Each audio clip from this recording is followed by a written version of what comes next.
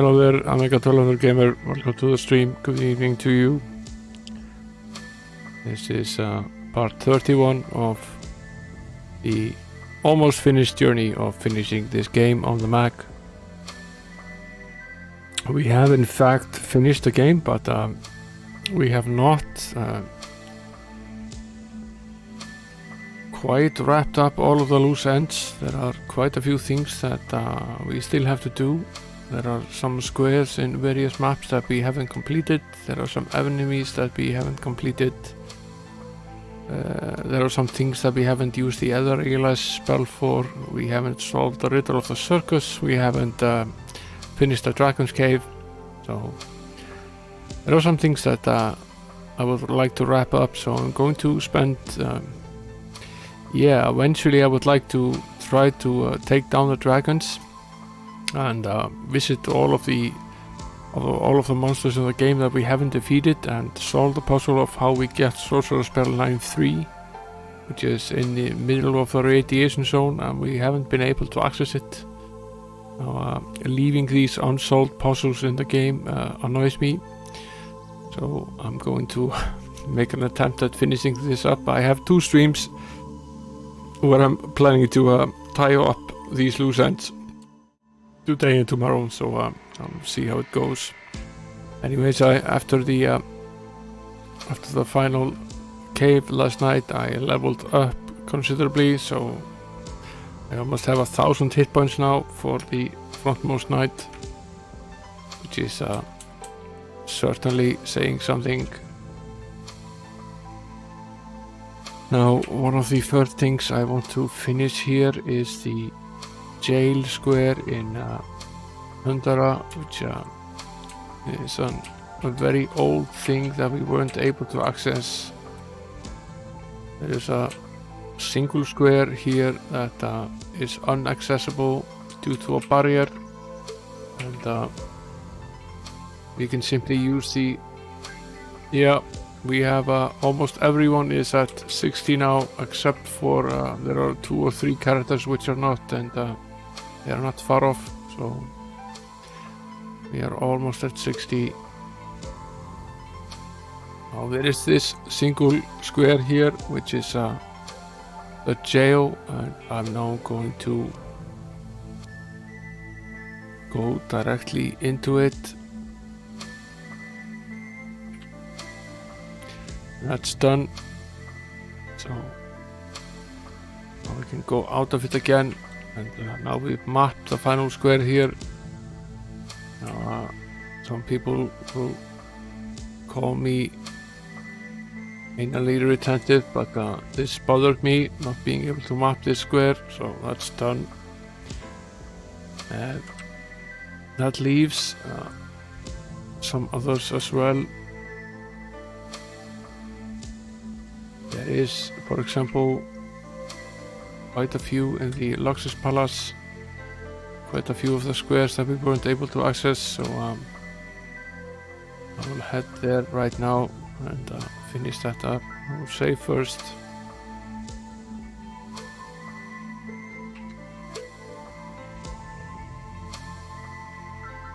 And then there are at least 2 of the elemental plane enemies that we weren't able to defeat. I would like to have another go at them at some point.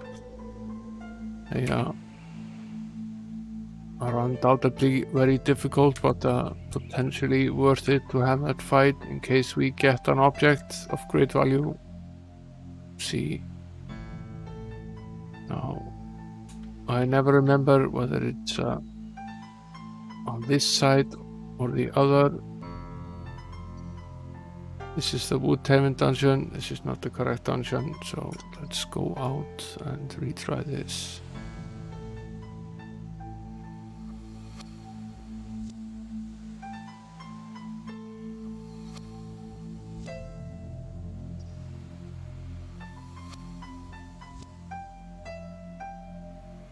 See if the circus is here.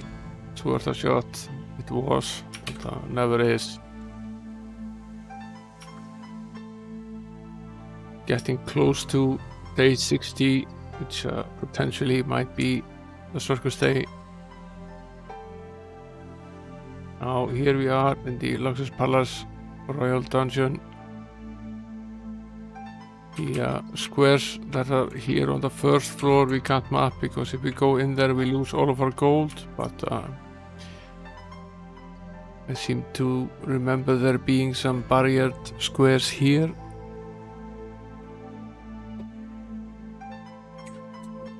Perhaps that is not the case. Let's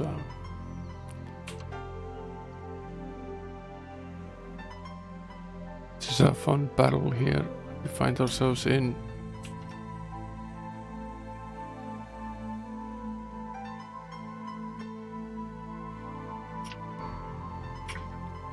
We did finish. So and we solved the final puzzle, and we were able to level up to level 60 for all the experience that we got. But there are still some things that are left in the game. Officially I have finished it, but there are still some things to do which are bugging me, leaving them behind. So I will attempt to take 2 streams and finish them up, see if we can get them done.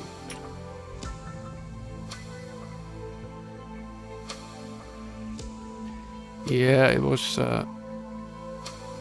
pretty hard. It really was. And, what saved us was that we obviously did a little cheating because we did not obey the time limits, because as soon as I clicked outside of the emulator the time froze. So for all intents and purposes we cheated. But I have never cared less about cheating in a video game.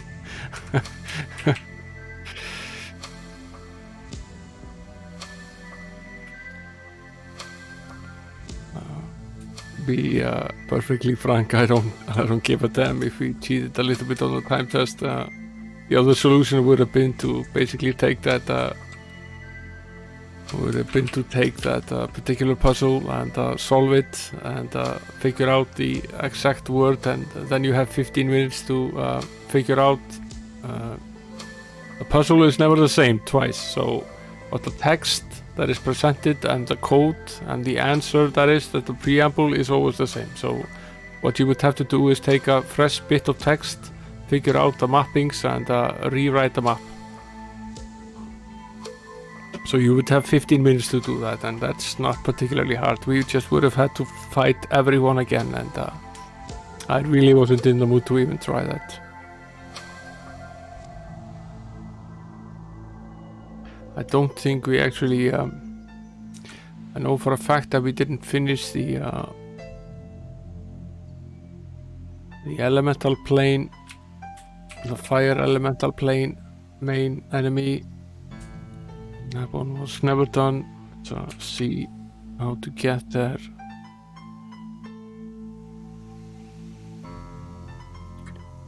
Let's teleport here, 9 squares. It's odd that there are still things that we are not able to do in the game, despite being enormously powerful as we have basically become now. Now you can see there is an unmapped square here where we made an attempt to finish off one of the enemies here, but lost in multiple attempts. And it's this Piranasta, which is the real pain in the ass here. Also the fact that there are some 13 plus fire elementals here. We can cast a power shield here, that would help us a little bit.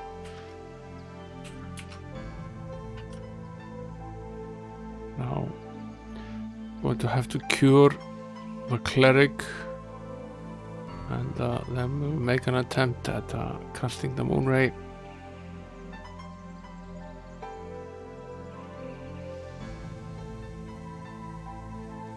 Yeah, that's basically what has happened to us multiple times in this game. We have been overpowered by some fairly stupid, seemingly simple battle, and sometimes even just a simple mistake is all that it takes. Now, one of the things that has happened here is that the archer has become almost stupidly powerful with the bow. He's now able to deliver something like 400 or 500 damage points per round, so this fight that was practically impossible is now well within our reach.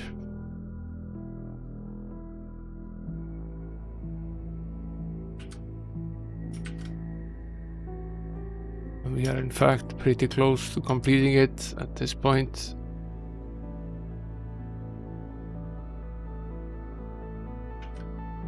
Just hope that the leprechaun doesn't steal all of our money.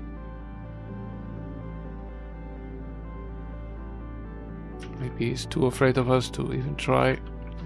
See. I don't think any of them has actually fought us. I think they all died. Now, for finishing up this fight, we receive 1100,000 experience, which even at this stage is like 1/3 of a level. And we found something called the Quiet Sling plus 11. Let's take a look at that particular weapon. The price for beating these main elemental enemies has mostly been some pretty nifty items and weapons. This one perhaps is not such a thing.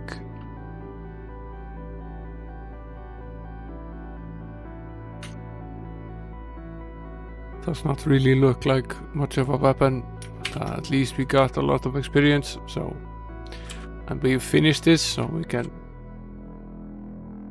dismiss the hireling and rest until we find ourselves out of this.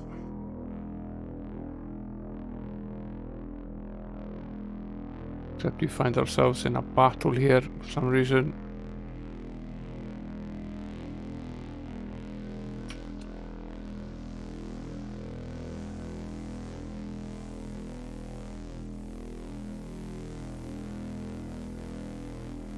Let's see what we can do here. We also need to visit the Fountain of Youth here, because the cleric is so old that he's regularly dying of old age at this point in the game, which is a bit of a problem.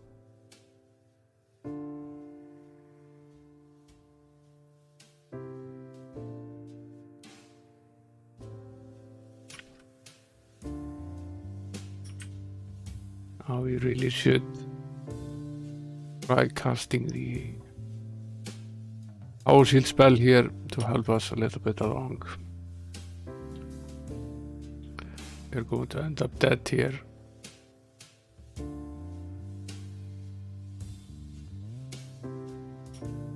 Even after all of this fighting, we are going to end up dead. Run away and try to get out here, restore the characters.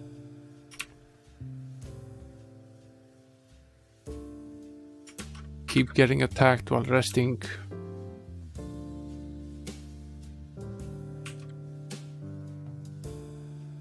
Try to run away again. For once, when we want to get sent back, that is just not happening. Finally. Now we'll add the hireling back to the party and go heal up a little bit. Then take a little trip and visit the Fountain of Rejuvenation. We're going to need it.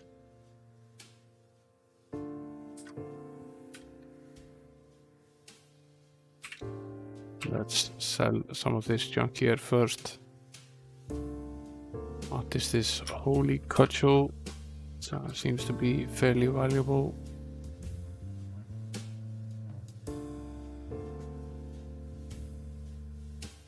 It's actually a pretty good weapon for a cleric.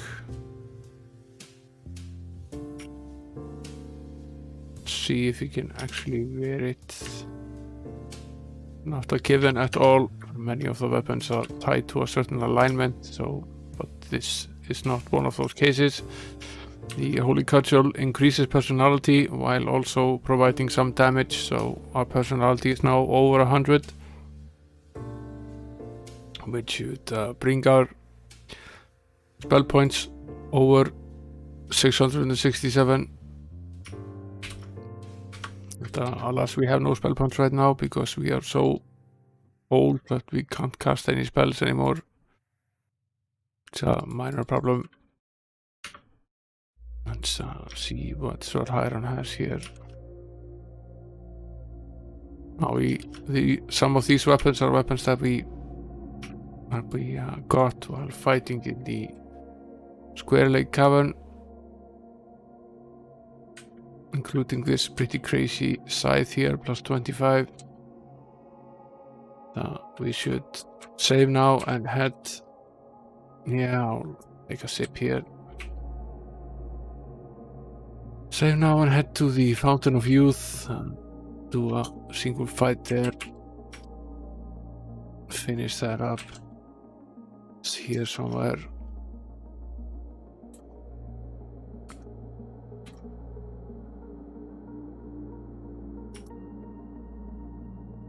I think it's actually down here. Sarakin's mine. This is it.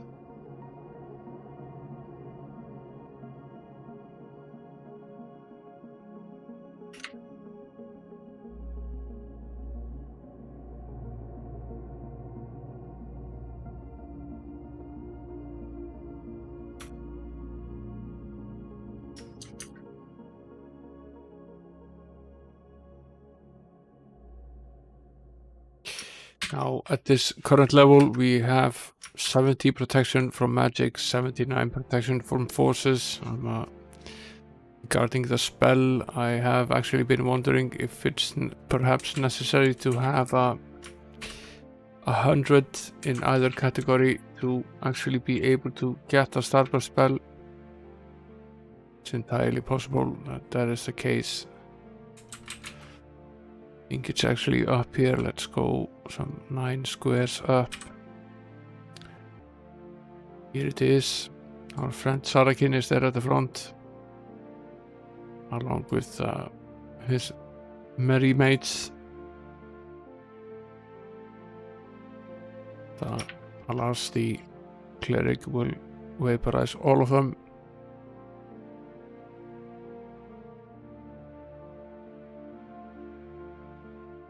Except for Sarakin himself. And we will certainly take a drink, and this is the only point in the game where you can restore all of the characters' ages to 23. So this is a simple fix for the aging condition.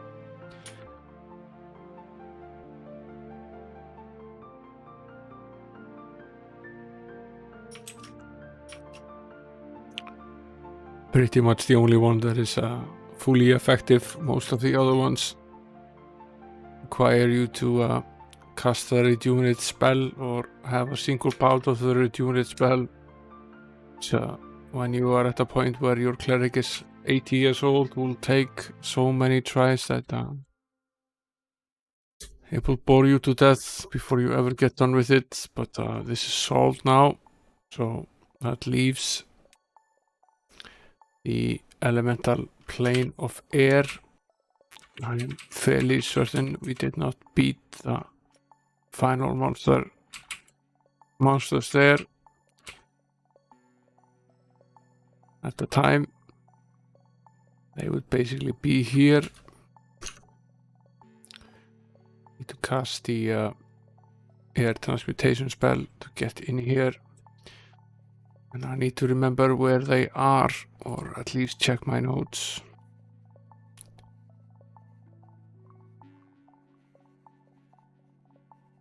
It's in 5-5.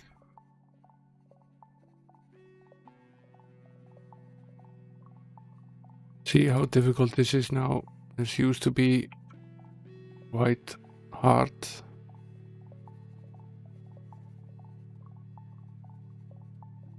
It's not anymore. These are easy fights. So if we're looking to level up, this is potentially how we do that. So not go into the fight slightly damaged, however we will cast a full Shroud of Protection over us here before going in. Now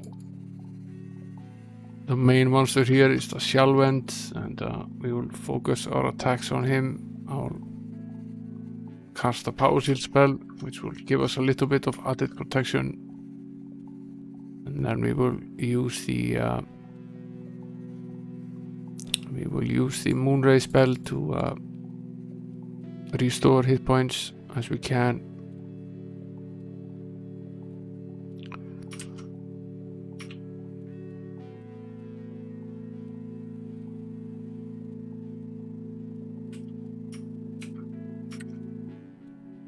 Now the Shalvent is moving up to a point where we can actually attack him with the front end of the party, which will help.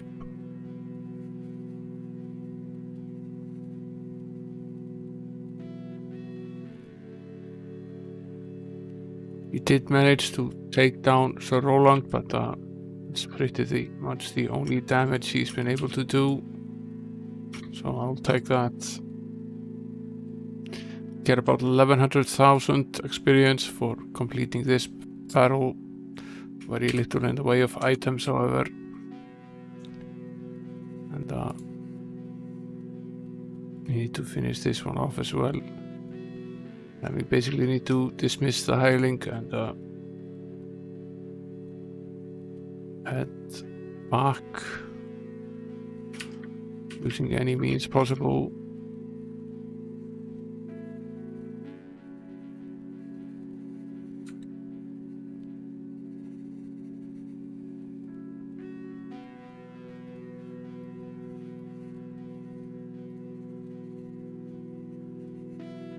Get attacked here while sleeping by a bunch of hunchbacks. I don't know what the hunchbacks are doing in the 4th century.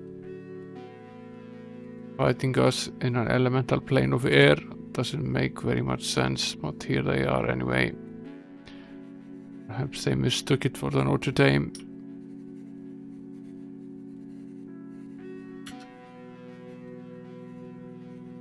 I would very much like to be sent back here any day now. Here we go.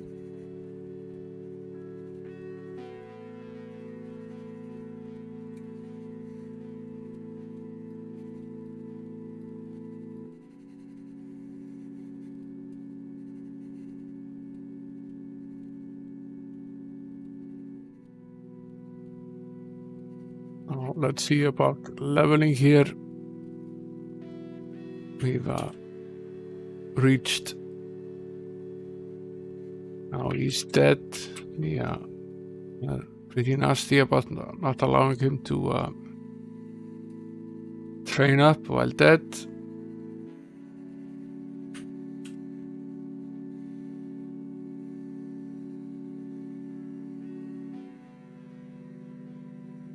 William Tell needs 668 more for level 62. That does not seem like a lot. And we have at least one of these elemental battles to go. I want to finish up the air elemental battle as well. I don't remember if I finished that or not. Now Sir Lancelot has now gone over the 1000 mark, so they're only showing one figure. They can't fit the rest on the display. I would say that would signify that we've done pretty well in the game. Let's head over to Atlantium and cast the Volcar Motor spell, as well as the Protection from Elements spell and the Protection from Magic spell, and then finally the Water Transmutation spell. and head into the elemental plane of water. Now, this battle is in 8-8. Essentially, there is a battle to be had before we get there. Yes, there is. Always is.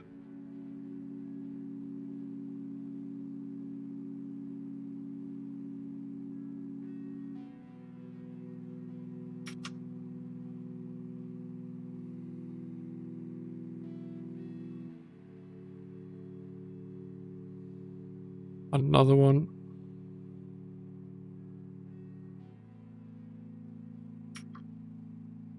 I find it amazing that we can just beat them like this. I used to spend ages on every fight here.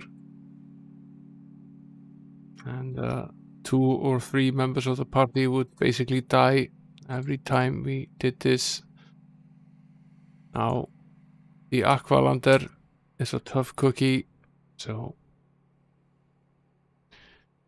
we need to take care of him. Power shield on.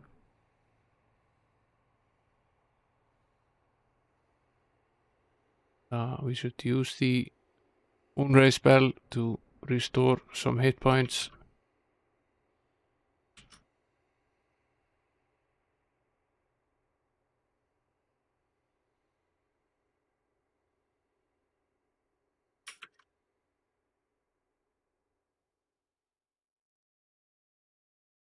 Still not dead.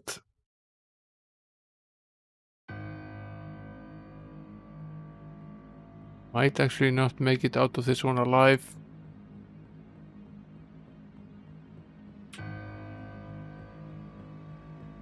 The question how much he has left here. Apparently quite a bit.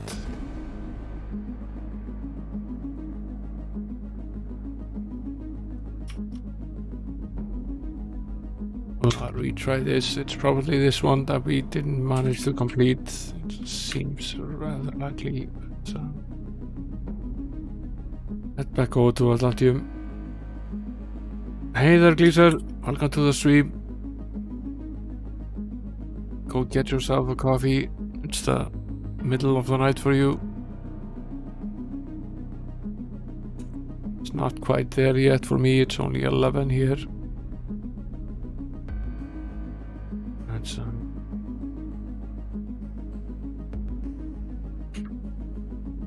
cast the transportation spell here again. And visit the elemental plane again.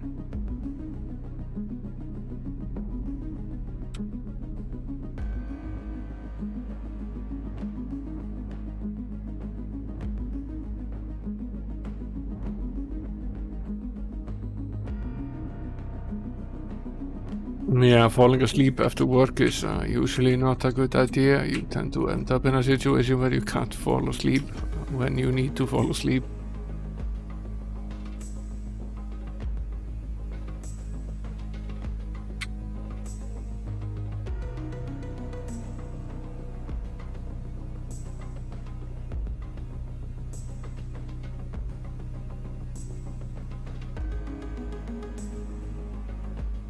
Where are we? We are in 6. Let's I think that was the last one. Let's cast the protection again. And here is the final one. Let's go in, see if we do any better now. Again, he starts by eradicating the cleric, which is exactly what he did last time. Bit of an asshole, this guy. He's also killed the sorcerer.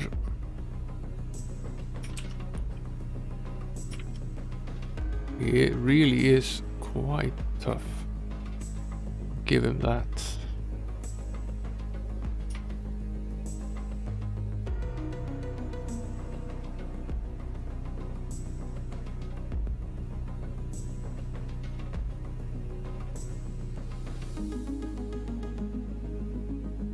Now we have a power cure that we can use on William Tell to bring him back for now.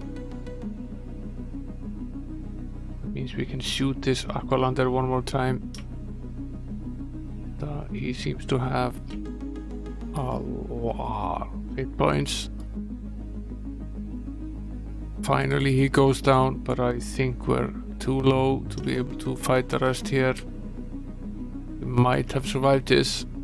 Let's give this one more go. This one is crazy difficult.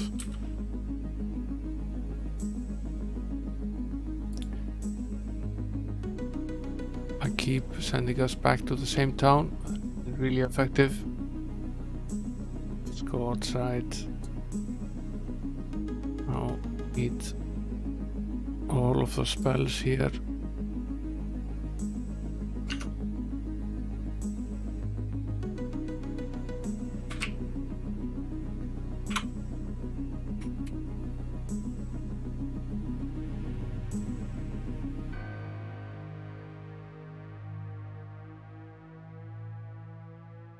Two of these that we need to finish again.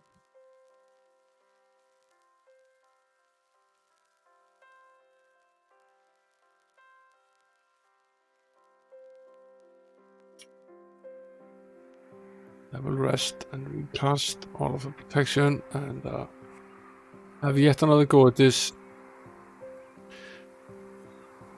We're going down Aqualander. He did not manage quite as well now.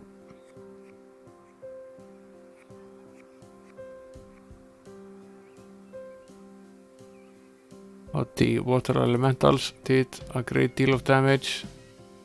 We can still get out of this alive. What we'll do here is we will call the Divine Intervention spell. That will help us quite a bit.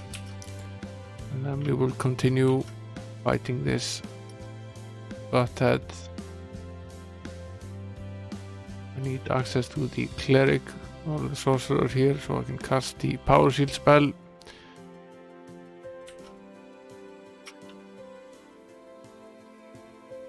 And I need multiple bouts of the Moonray spell.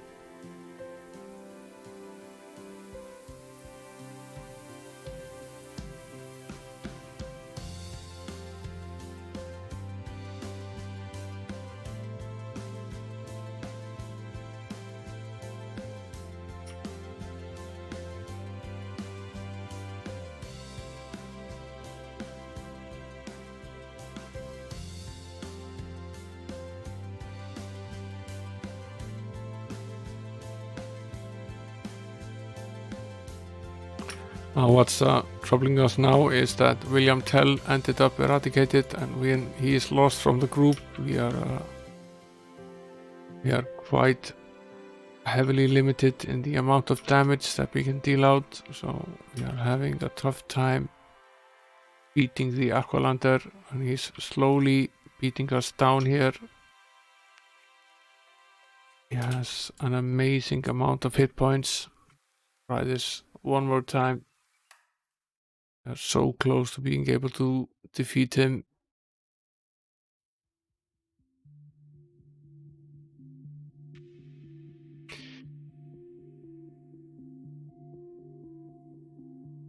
Dad jokes are almost Might and Magic worthy.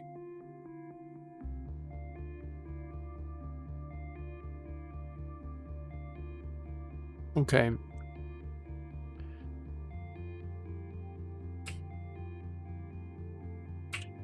One more time.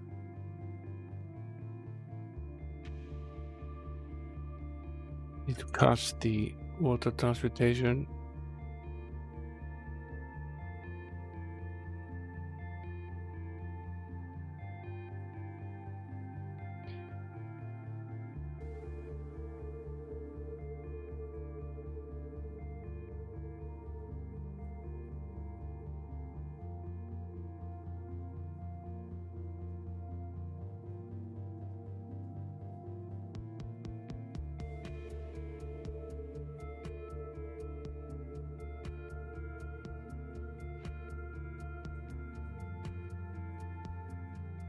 Okay, on we go. There's the Aqualander waiting for us.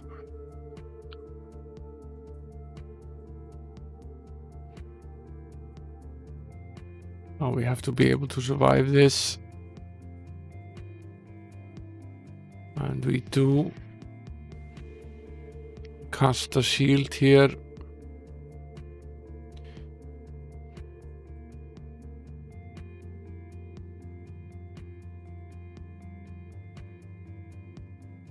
Potentially they do.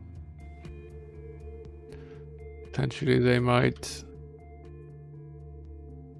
Now I will cast a cure on the cleric himself. He's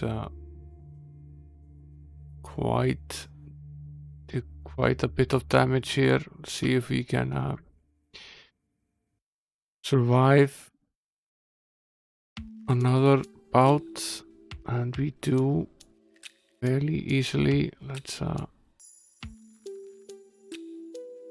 the dancing sword. We can at least limit the damage from the water elementals if we manage to bring some of them down.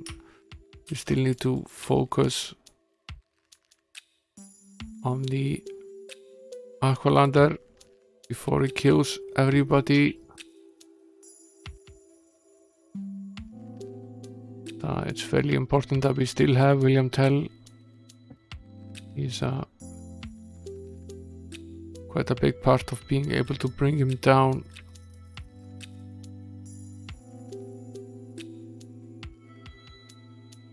And so is in fact the ability to cast a Moonray spell. One more shot. He took 300 something damage. He's pretty close to coming down now.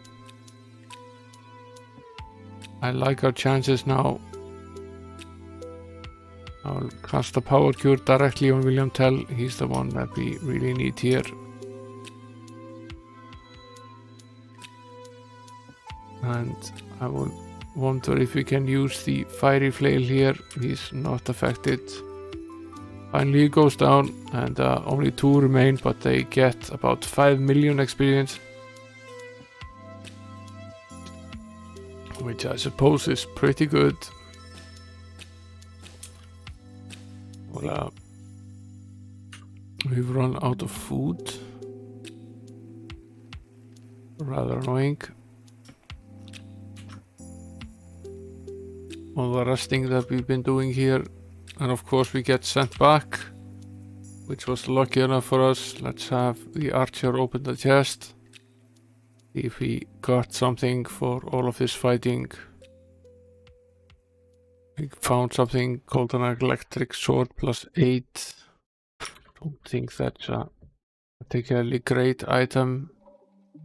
It's okay though.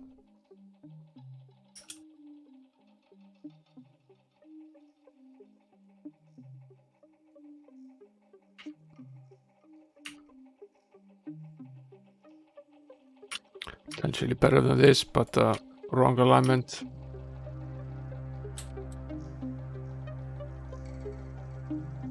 Yeah, 9 gems. That does not seem like a lot. So basically, the price that you get for this is the experience. That's probably what matters most, and a crazy amount of it as well. Level up a bit here.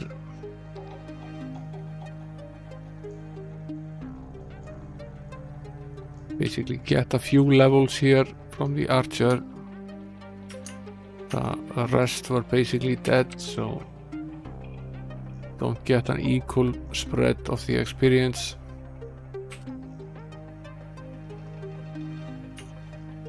And it does give us additional protection from the elements. We are now at 84, which is pretty high.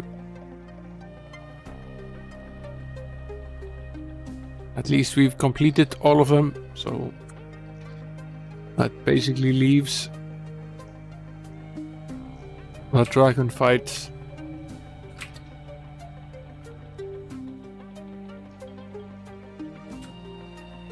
As well as the endless issue of getting this spell in the middle there.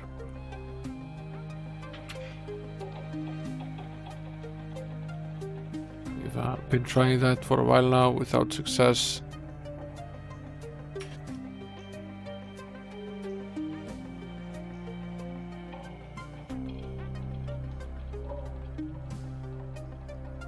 went too far right. Yes, I did.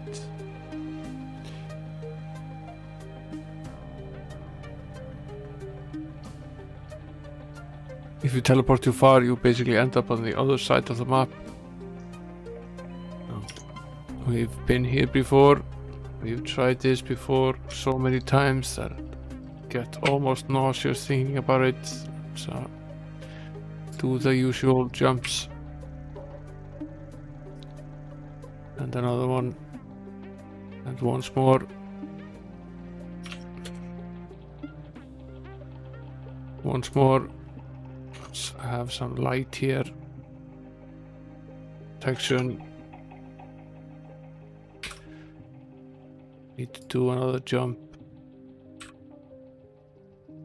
And another. And another. Turn around and make a jump. Go one forward, take another jump. Now we're ready, or as ready as we will be, to face this asshole. We are slowly getting better at this, taking down this piece of shit. We are still pretty far from being able to do that.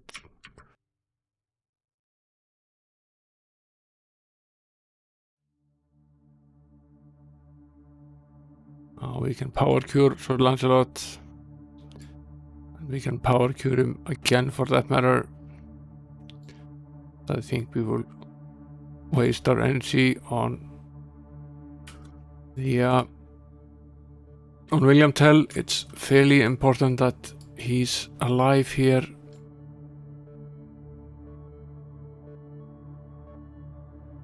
He's almost the most important party member for this particular stage of the journey. And we still have the Divine Intervention spell to call upon. Yeah, he does a lot of damage, just watch. He does 610 damage. He's gotten very skilled at the bow, and he has a pretty good bow that has a high plus, and he has a high degree of accuracy and luck. So he deals out a ton of damage.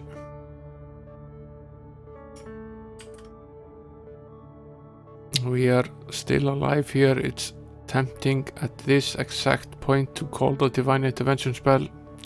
Bring everyone back so we can continue. We've actually gotten somewhere now.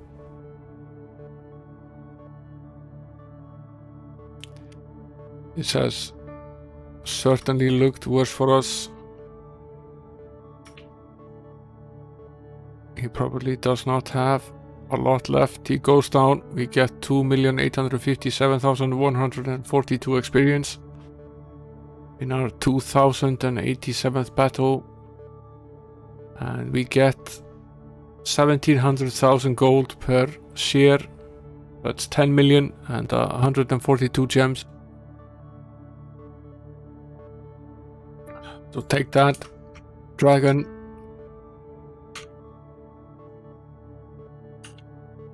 We've been at this battle a while. It feels good to complete it finally. Now we can finally finish exploring this cave here. Thank you, Amiga 1200 Gamer. Never has the applause been more appropriate.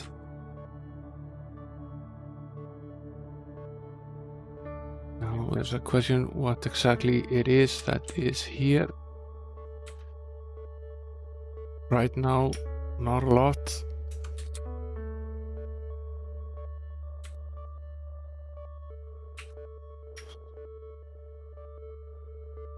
But definitely we are heading for some trouble. A box on the wall reads, break glass if in need of hit points. Yes, we definitely need hit points. All who are needy receive 1,000 hit points. Oh, most excellent. Look at that.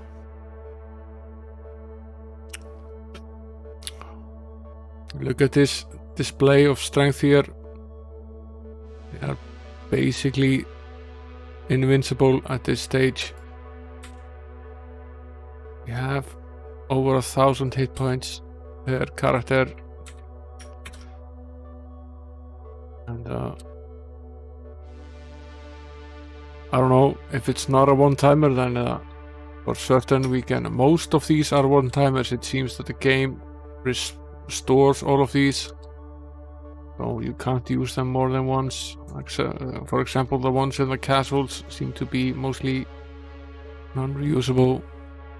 There's still a room here that we haven't accessed, and here is the magic serpent. I think we will quick fight him just out of pure spite.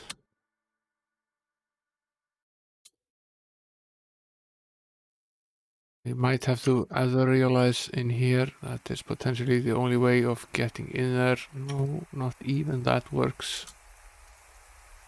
Wonder how you... okay, access it here.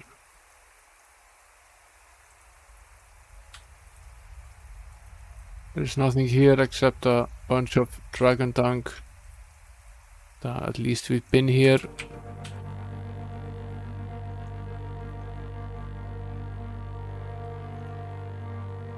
So that leaves 2 additional areas here that we haven't been able to explore.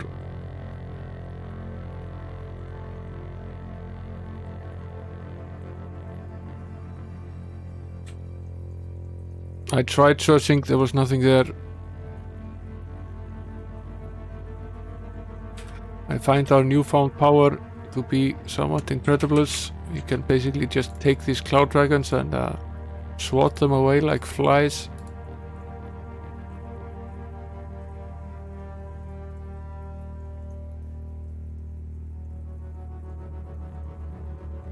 Now, how do we get in here?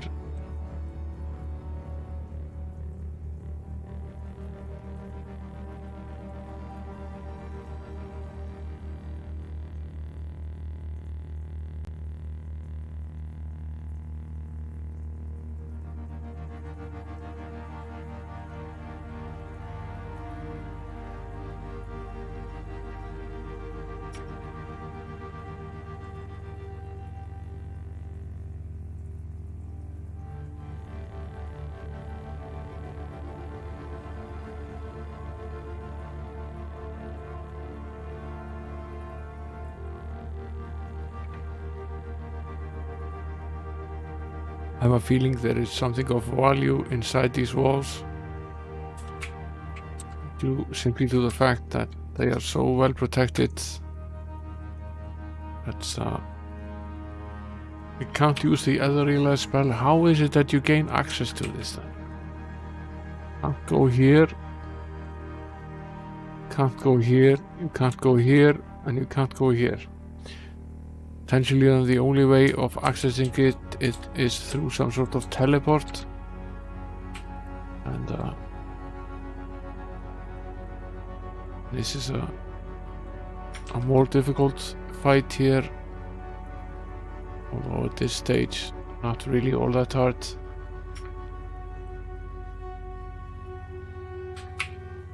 Okay, we can access this through here. There's nothing here.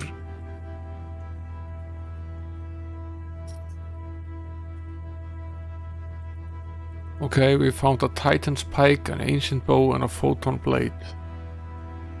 I assume these are powerful weapons.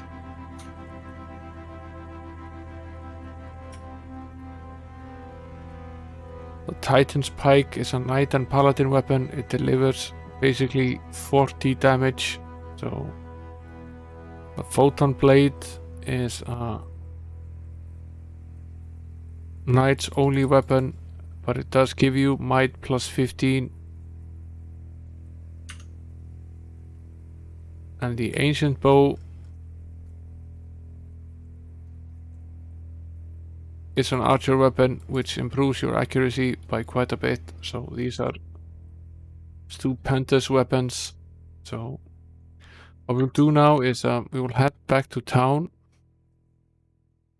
And to do that, we have to leave here because basically none of the normal spells work correctly in this place. There's no way of getting around any of these traps here. You have to finish all of these by hand. I will cast a beacon here so we can return to exact this location. We haven't quite finished this yet. There's another dragon here to kill.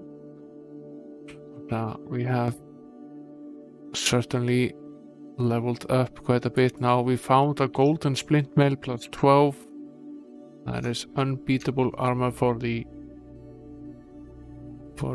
cleric if we can actually wear it. Let's see. 38. No, he can't wear it.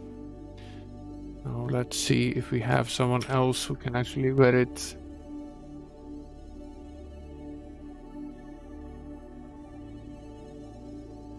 It's not as good as the golden plate mail plus 7.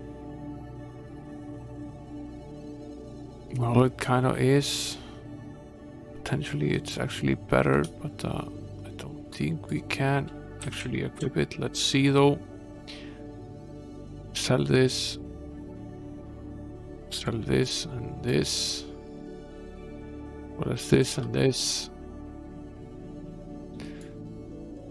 These two and this, as well as this and this and this. Let's see what Sir Hiram has here. He has some of the valuable items as well. We'll leave the very powerful items with Hiram so we don't accidentally sell them. Oh, found this quiet sling here. Now let's see what we can do with this. Potentially we can wear it.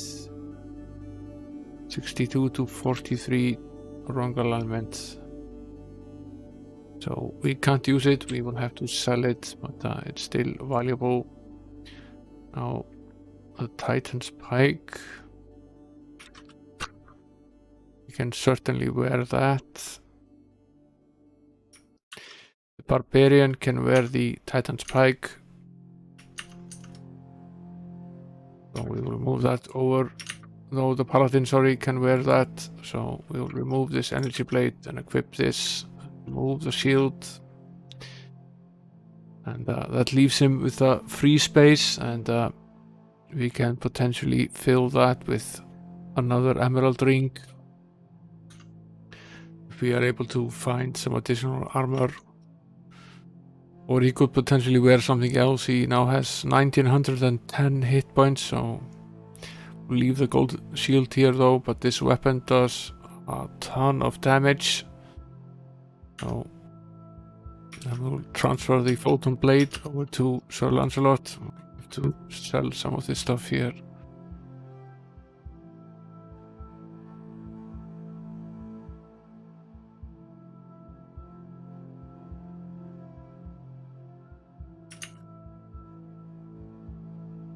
He already has a two-handed weapon, so we will transfer the photon blade to him. Remove the Dark Trident and equip the photon blade instead. It will lower his armor class because the Dark Trident gives you an additional armor class, but it will also increase his damage by a long mile.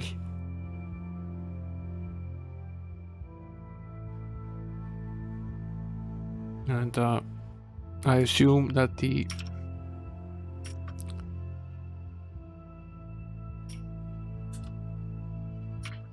can now wear the shield, so that will bring us up to 60 again, but we will need to remove the ray gun, which does this do again? Some might enabler. This is probably the correct way to do this. Now has an armor class of 60 and a weapon that delivers 47 damage per round. That's quite a bit. But sort of wondering if this is the perfect combination for this knight, and whether we don't give him anything else, but instead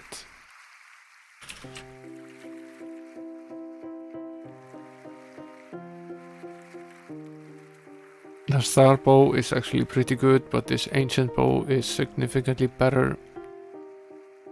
So we will remove the star bow and equip the ancient bow instead.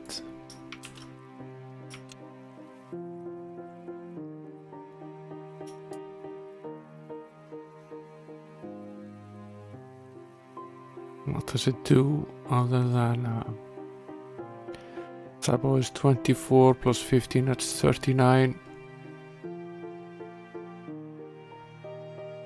The ancient bow is 35 plus 7, so it's 42. This is still an incredibly good bow. One of the best items that we actually found in the game. And it can actually be equipped by a knight. So potentially we could, if Sir Hiron is in range combat, he could potentially wear this bow. So we could have two of them with a weapon like this. That is very interesting. We will keep the Dark Trident for now. It's also a pretty valuable item. Save this current state here. And curious whether we can we are powerful enough to duplicate the Emerald Ring at this stage. I will just try to save, so I will trade it with the Sorcerer and see if we can actually call the duplicate item.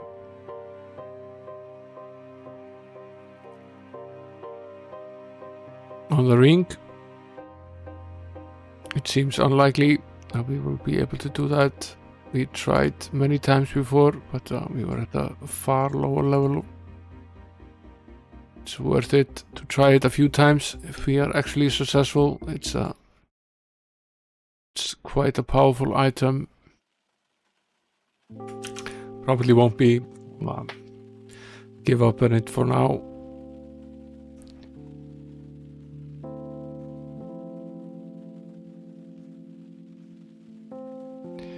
One potential thing we could do as well is try our hand here with the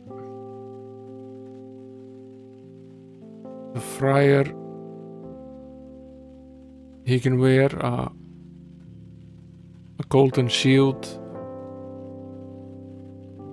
and we could get him one fairly easily. It's in that cave, and equip the paladin with the ring instead. Let's cast a beacon once more and go into the dragon's cave. Find the fairly valuable armor. I forget where it is. I think it's actually here. Go too forward, do the usual jump tricks.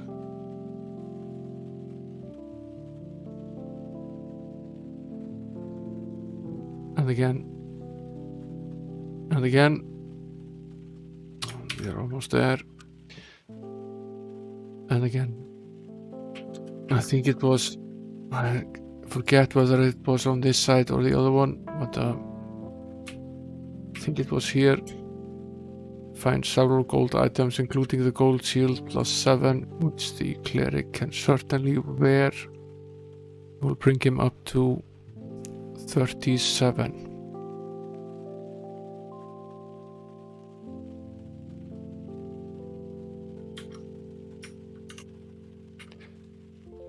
Now, sadly, there aren't a lot of great options here.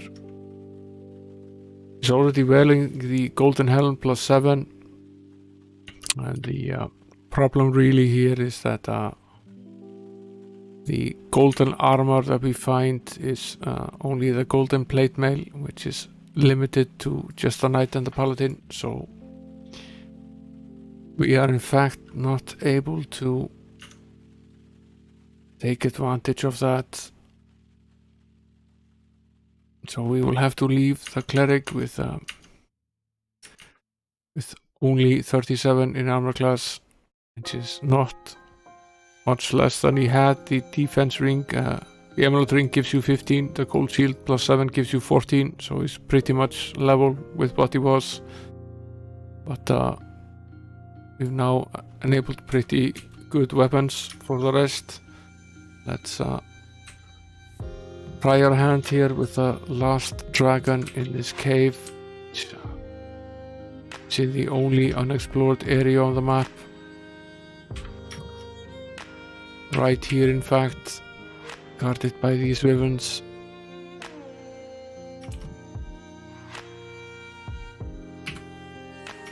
Rest here. Tempt is fully protected.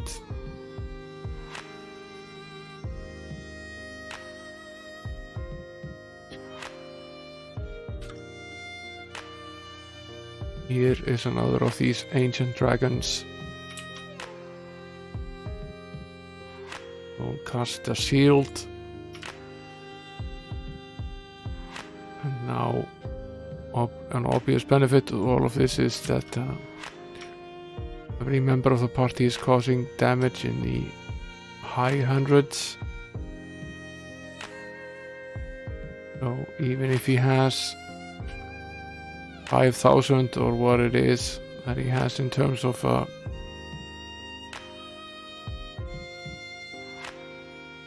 hit points, we are still pretty good at getting that down quickly.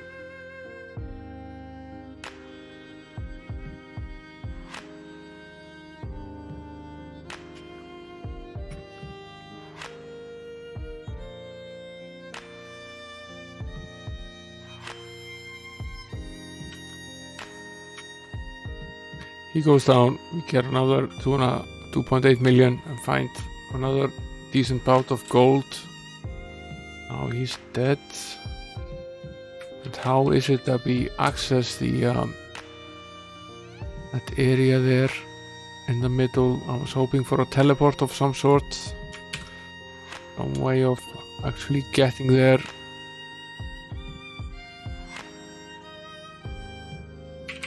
Suppose it could be a bug in the game. You aren't able to access this square. It seems rather unlikely.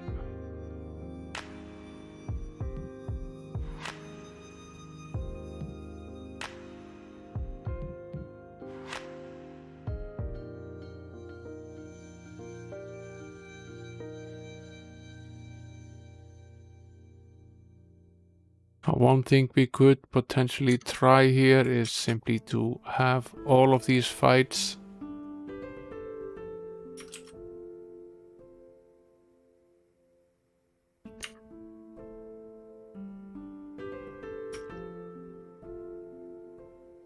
keep trying them till we actually find a way of accessing this. This one is still solid, and you can't use the unrealized spell. Try it here everywhere.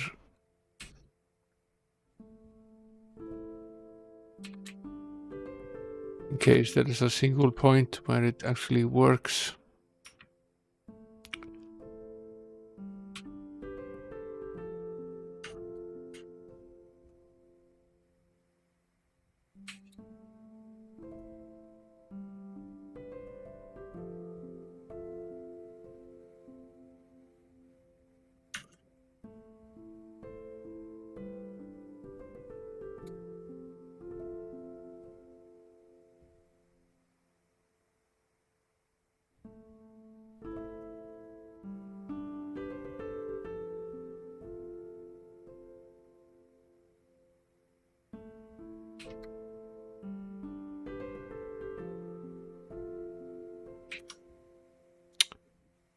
Still no luck.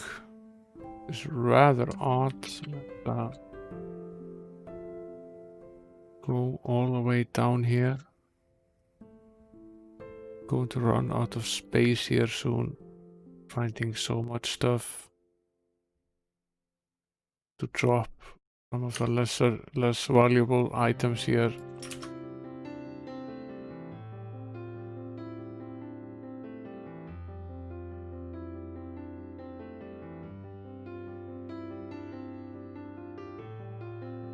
Here is another of these armored dragons, which simply ran away from us.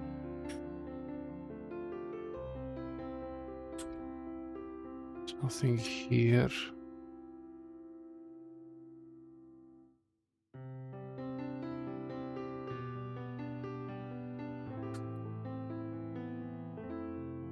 Now here is a fountain.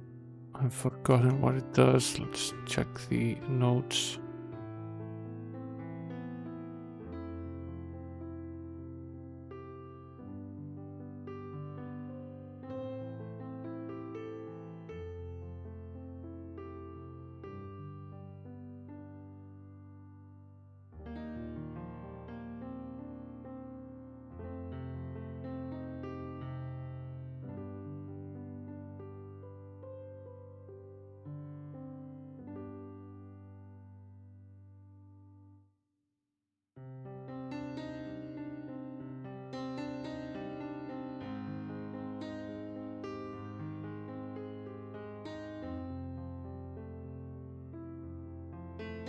Yes, it gave you 25 additional hit points.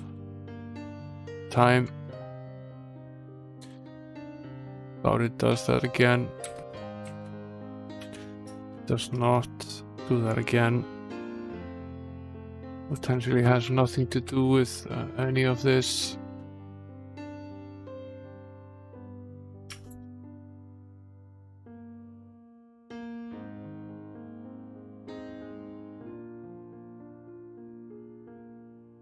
We are up to our knees in dragon shit here, everywhere we step. Here's another of these encounters. Finish it off.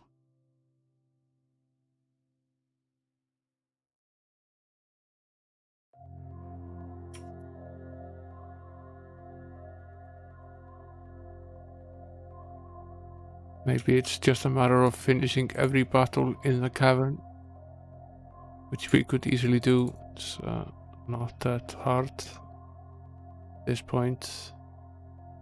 Getting easier all the time. We've finished almost all of these, I think.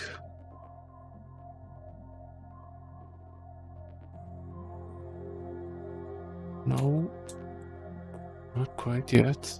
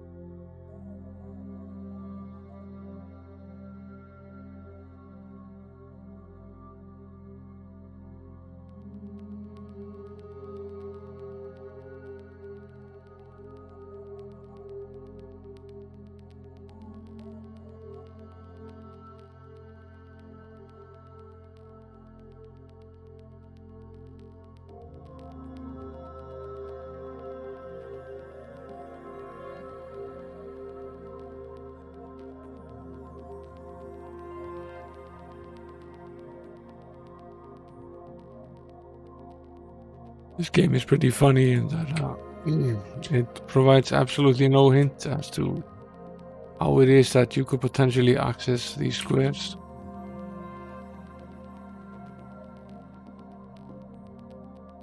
We've now pretty much killed every dragon in here, except we haven't had the super dragon battle at the end again. We've had almost all the other ones, and still we can't access this.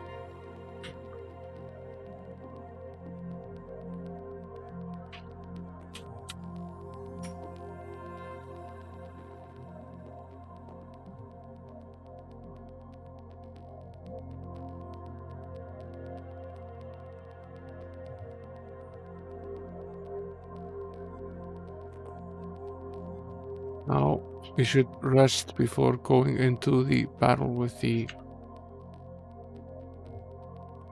We are not quite strong enough to take him without being fully leveled up and well protected. Let's focus a little bit on this fight.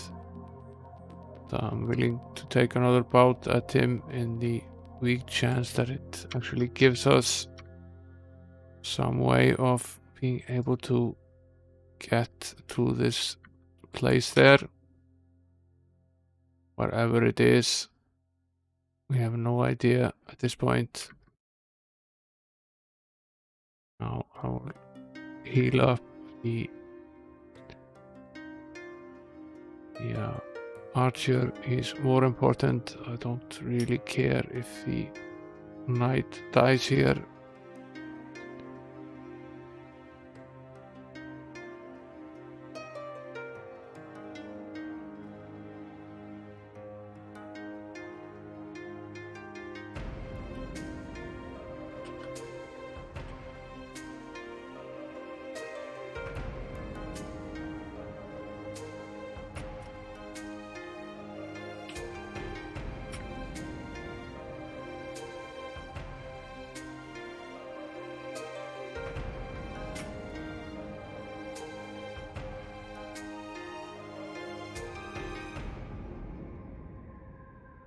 Now, make no mistake, this guy is still tough to take down.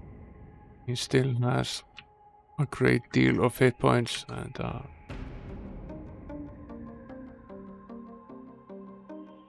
certainly won't kill him in a single blow, but he does go down eventually. We get 3.3 million. Sir Lancelot does not get any because he died here. Let's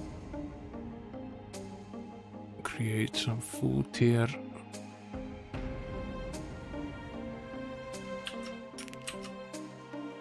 Spread it around so we can rest. At least we are gaining a lot of gold. We are pretty much rich at this stage. We have 6 million gold. So we can use hirelings as we want at this point. Not a care in the world. I think we've now basically killed pretty much everything there is in this cave.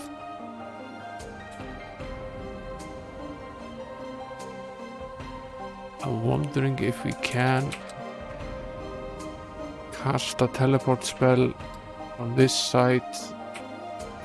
Whether this is an area where you can cast it. That might be the game's ultimate throw, but no, not immediately, obviously. Here either. Hello there, Longshanks. Welcome to the stream, dude.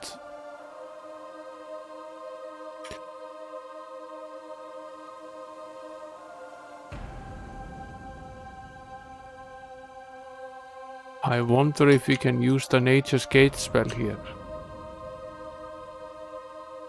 I'm pretty good. How are you doing? We are pretty much wrapping up this game. We're almost done with it. We are just finishing up some mysteries that were still remaining. We are pretty much at the point now where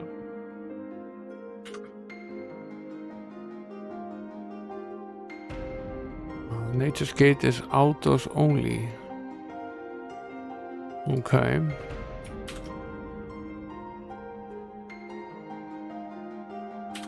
No, we can't go from here.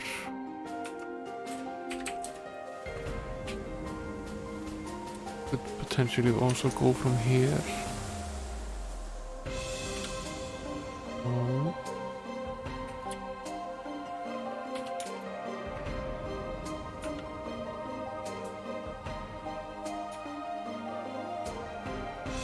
Right now I'm trying to solve the mystery of how it is that we get in these 3 squares here. Yeah, it appears to be very difficult.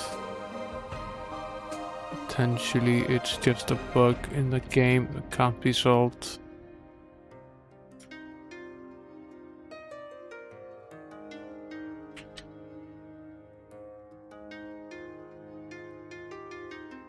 Yeah, we've mastered the game pretty much. We still haven't mastered how to get in there. And it annoys me. It annoys me a great deal.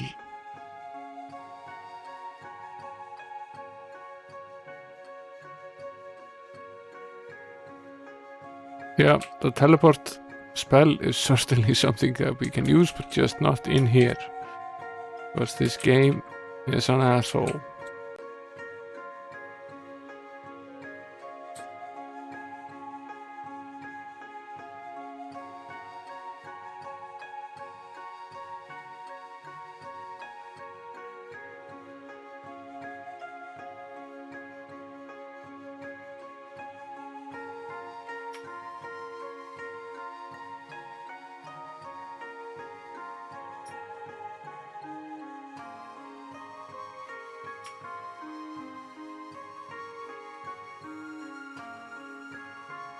Here is one fight that we haven't had yet.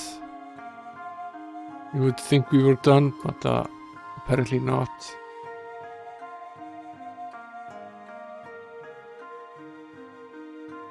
Now I published a bit of a schedule today on my Discord, and I also put it up on the About page. Plan is to have 2 of these wrap-up streams, and I was counting on there being 2 of them. I'm not entirely sure, but I still have a feeling that we won't solve all of this tonight. Will be something left fairly sure.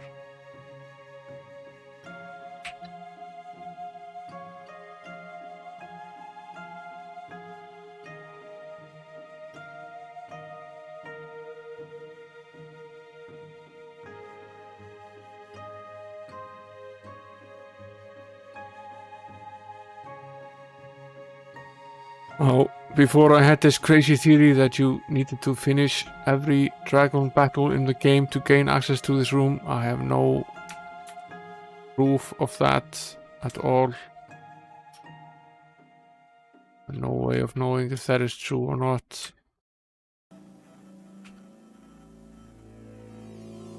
See if we can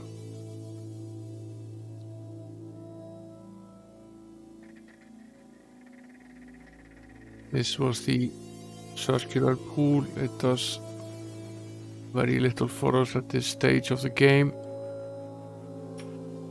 We can't go up here, but we can. There was a way to get up here somehow. It was here.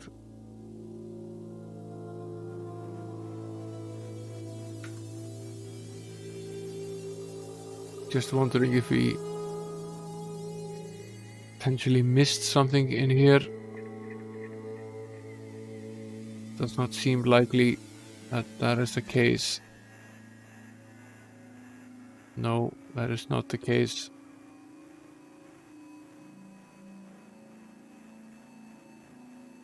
Out again.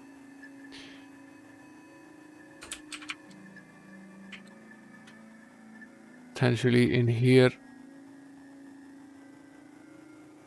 We can teleport. How many? 1, 2, 3, 4. It's worth a shot.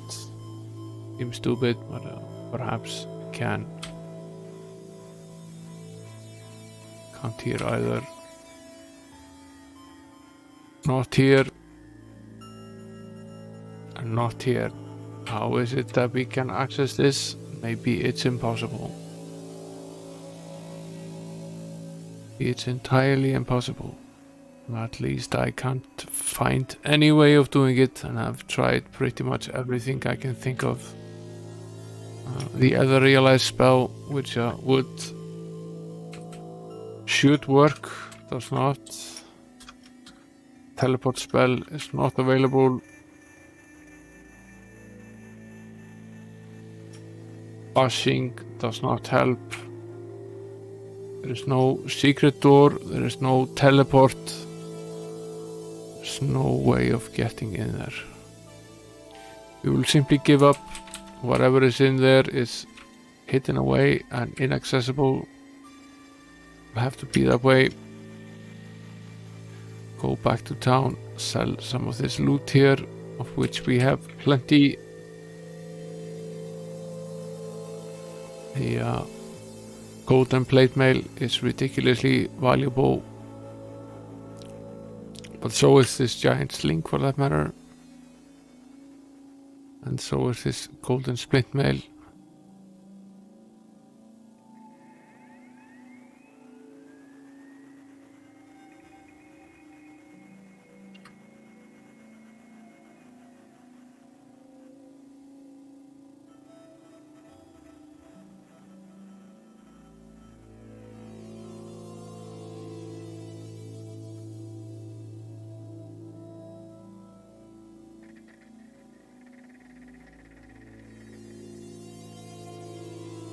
Actually, she has something as well. She does. Filled everybody up with all sorts of stupid crap. Now, see whether we can level up a little bit here. We can. Quite a lot. Done a lot of fighting.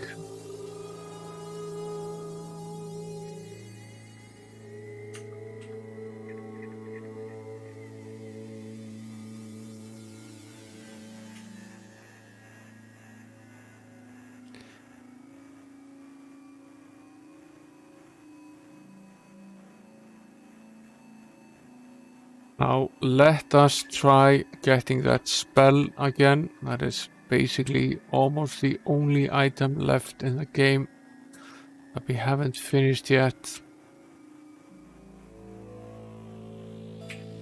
Let's see if we can survive fetching the spell. Can't believe these goblins are still trying to attack us here. We have 2,000 hit points. They can't hit us and they're still trying.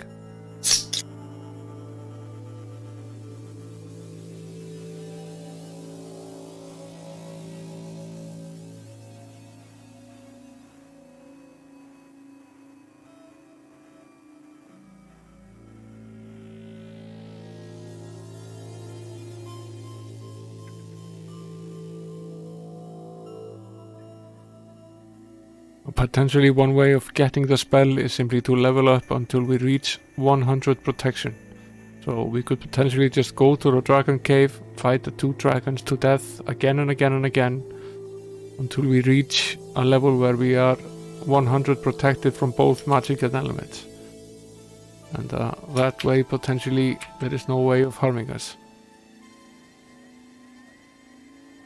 We are now at 90 with the forces and 72 with the magic. It seems like a lot, but we will probably still die here. Yes. How is it possible to do this?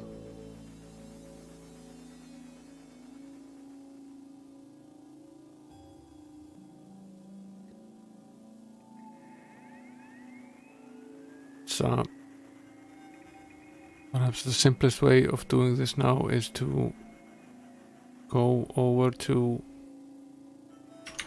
Plantium.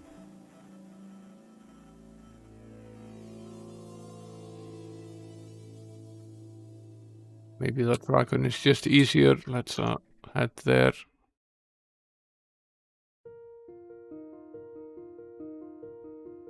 do both of them and then return.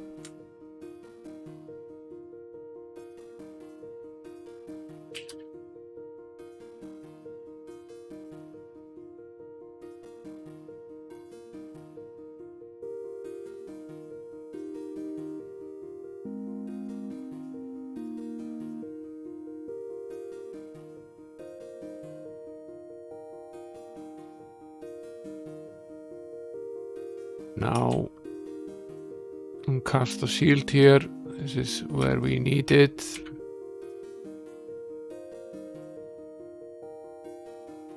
Cure up the big panther here. Now the only time we can actually see how many total hit points we have is when we reach below the 1000 mark, which doesn't happen a lot, which is sort of weird. Really is.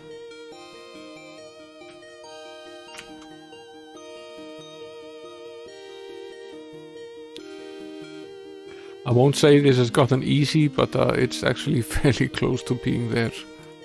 It's actually pretty much something we can just take care of.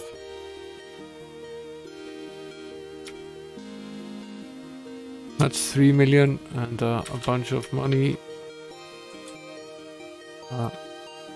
Finish up the rest here on the way. Shooting the serpent that is here. And rest up here. Really should buy some food. Be a great idea.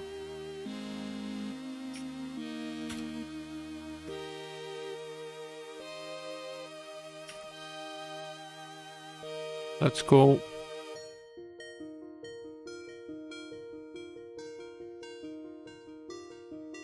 Let's cast the shield.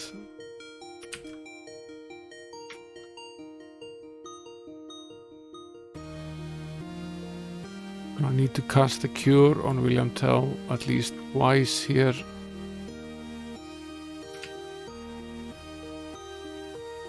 And then on the sorcerer.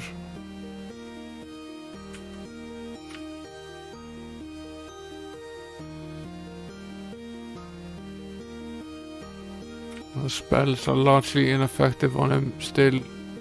Nothing much works against him except just pure bruteness.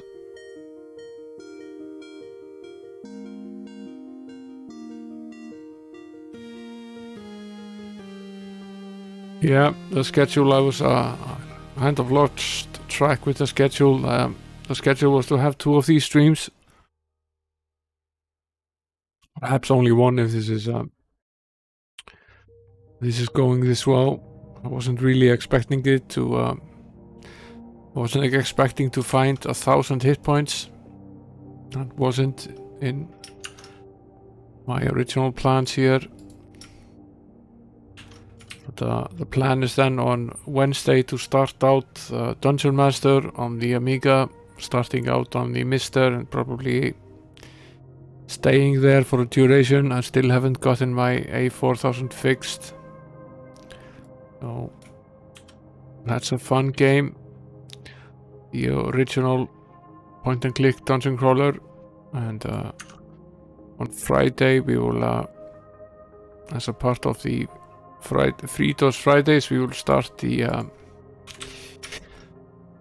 adventure of the Secret of Monkey Island on the PC and finish that up.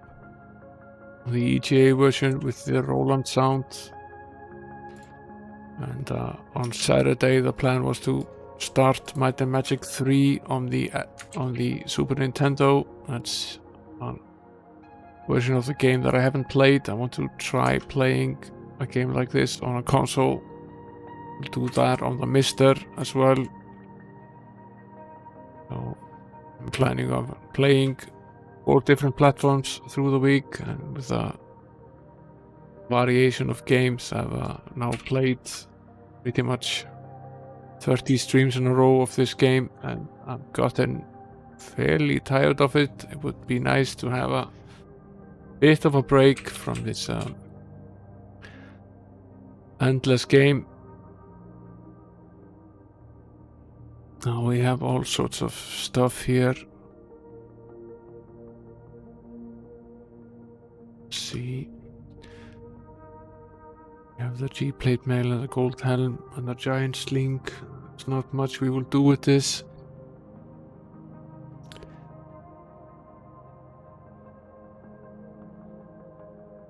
Is the helm is the requirement for the helm. We can wear the helm. Cleric and the barbarian as well. We already have one of those. Yeah, Amiga Dungeon Master, that is the plan on Wednesday.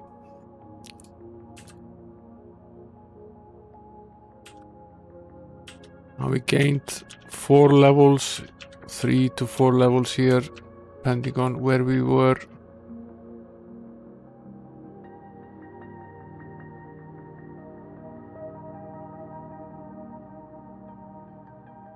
So where are we now?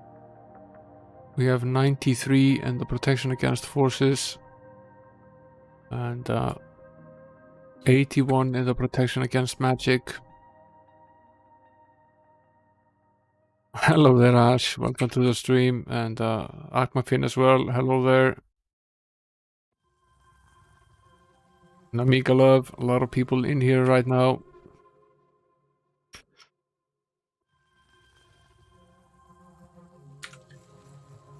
Or most of the regulars.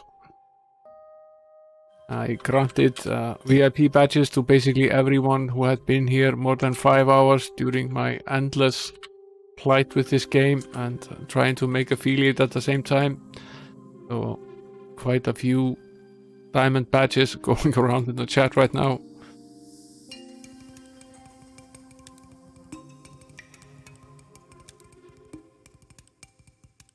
My emotes are still being approved, though I suppose they eventually will be. They're not particularly harmful, I would think.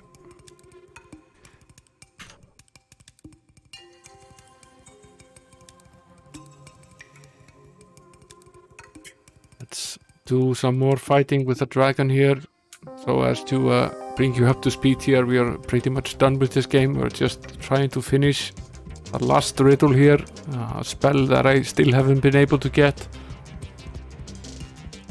And, I refuse to surrender, so I'm going to make one final attempt at doing this. I'm basically fighting these incredibly tough battles here with the dragons at the end of the row here to get a ton of experience. You could be a founder, yes. If you subscribe, you could also be my first subscriber if you want, but I don't expect you to. You'll subscribe if you want to, Ash. No pressure. Oh my.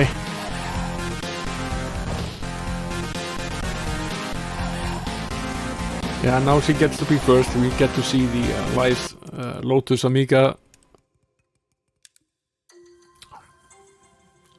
Thanks, Ash, for being my first subscriber. It somehow seems fitting.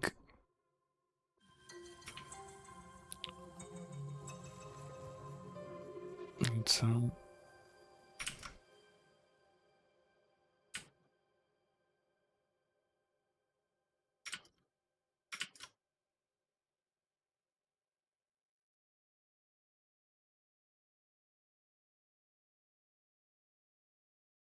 now that we have all of these pretty good protection spells, this fight with the dragons is getting pretty easy.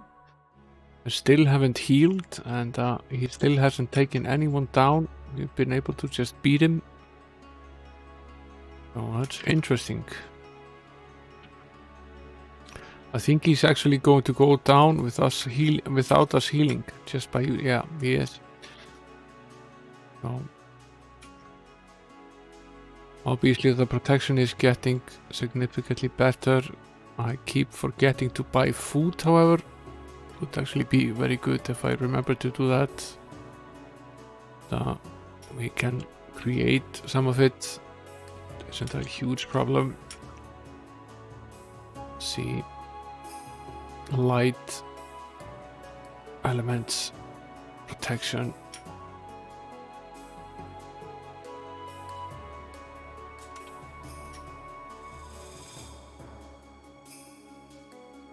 Let's see.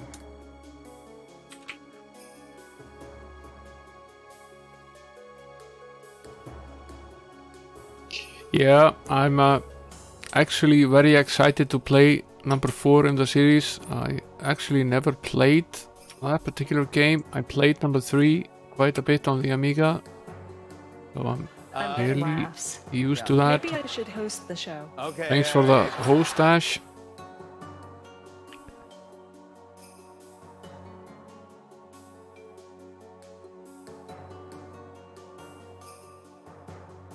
But it's also been a long time since I played number 3. I haven't played it at all since I played it on the Amiga some 30 years ago almost.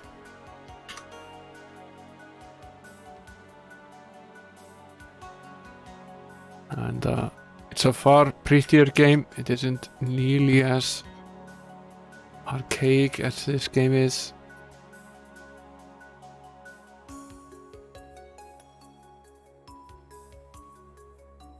Yeah, I heard that you can play 4 and 5 as a single game. And then Gleeser has been suggesting also as well that I should perhaps try my hand with the 6th one, which is a far more modern take of this world.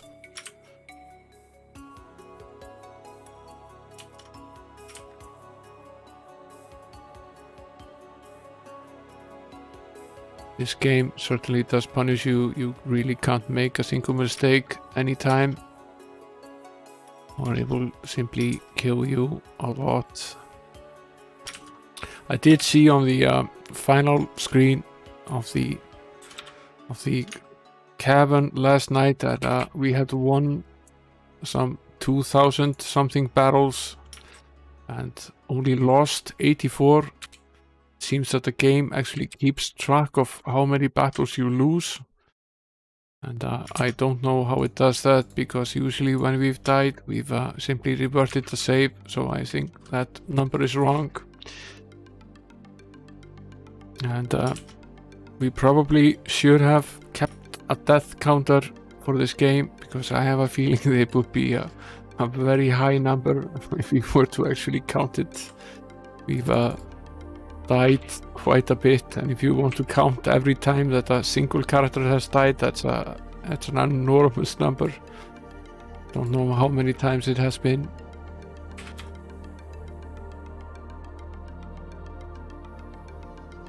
Quick check here to see if we found something of any real value. It appears not, but we are racking up gold. We have some 12 point something million gold. Let's hope it's not a 24-bit counter, so it doesn't roll over. Let's rest here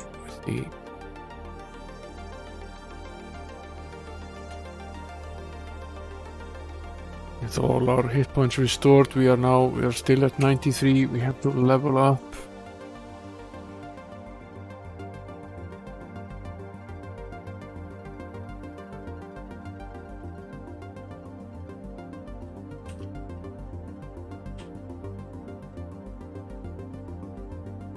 We have to save the game again and recast the spells.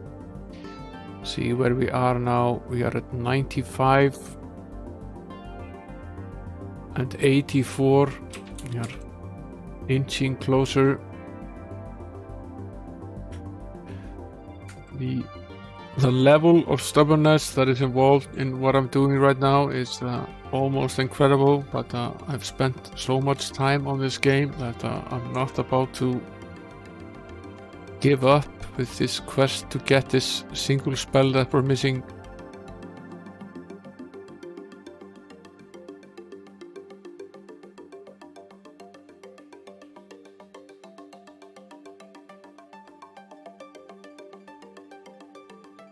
Now, since we're going to play Dungeon Master, I'll readily admit that I don't think I actually ever finished it. I have the original floppy here with me, but I don't think I ever actually completed all of it. I did quite a bit of it, but it's been a very long time, so I don't really remember much.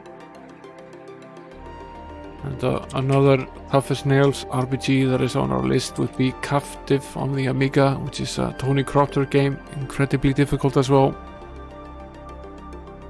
but a lot of fun.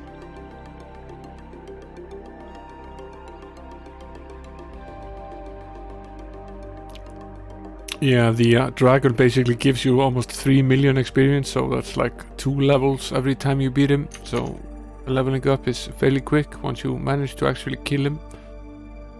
And what I'm going to do now, I'm going to set the beacon here, and I'm going to travel to town again and save the game, and we'll attempt a dead zone. We haven't attempted it in like 4 or 5 levels. Admittedly, we are not at 100 yet, but let's try it anyway.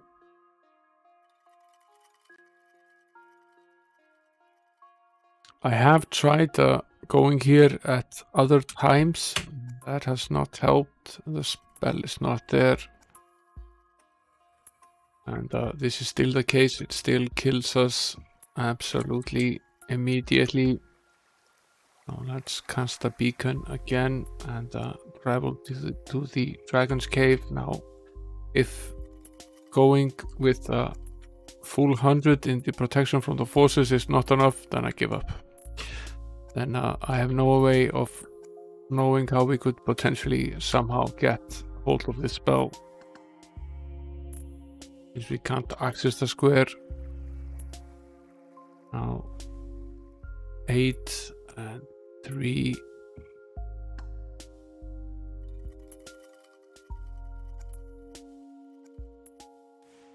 Yeah, this game has certainly been hard as well. The final cave, we attempted it at least 4 times, and then we had this pretty crazy puzzle to solve at the end. But the game doesn't really end. It lets you continue after you've completed the final one. So let's jump here. Tired of these mini battles here on the way. There is a pattern here that we learned long ago of how to get almost to the dragon without having to fight anyone. And I'll cast a shield here. It helps quite a bit.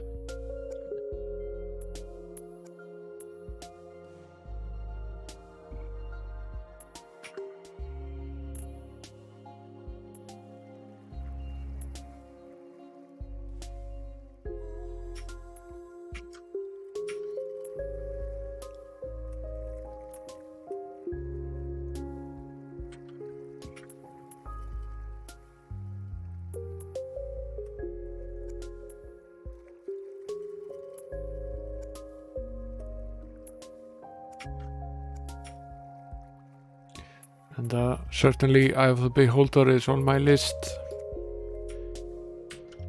And Eye of the Beholder 1, I played that on my A500. It was one of the best games I've ever played. Really enjoyed that game a lot. Also looked absolutely amazing. That sort of marble texture with the many colors used looked absolutely great. Back at a time where most of these D&D games really didn't look all that good. Some of them, even most of the SSI games, for example, at least the early ones, the graphics in those games leave a lot to be desired. The game is perhaps there, but the presentation is pretty poor.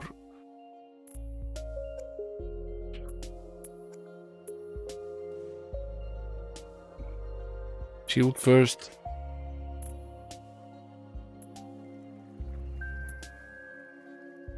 I remember looking originally at this dragon here and figuring that we would probably never be able to actually beat it. It has something like 4,500 hit points and it does 700 to 800 damage every turn. So surviving multiple rounds against it seemed near impossible, but alas, here we are.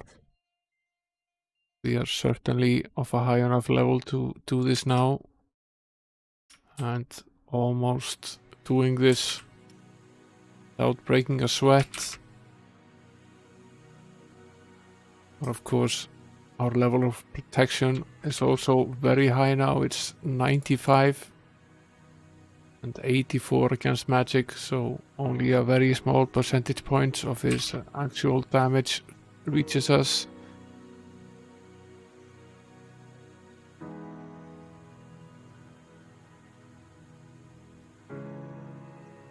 Out we go. I'll cast a beacon here so we can return directly here again. Let's travel to town, train up some more.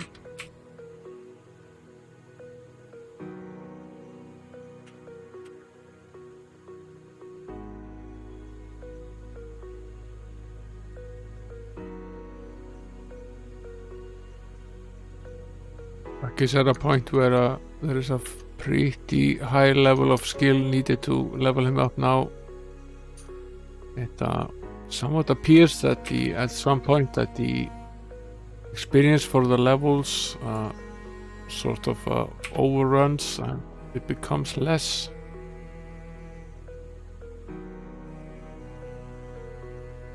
So where are we now? We're at 96. It was only a single level now. Magic is at 85. It leaves 4 additional levels. Let's see. Go have some more fights. Want to cast a beacon here. About to last. And we'll do the jump and do the jump again. Now, the funny thing is that you can simply jump endlessly until you reach the dragon. To save spell points, I used to skip 2 of them by walking and counting steps, but we really don't need to do that anymore. Let's go straight for the main attraction here. Now, he is quite difficult without the shield. The shield does still help considerably.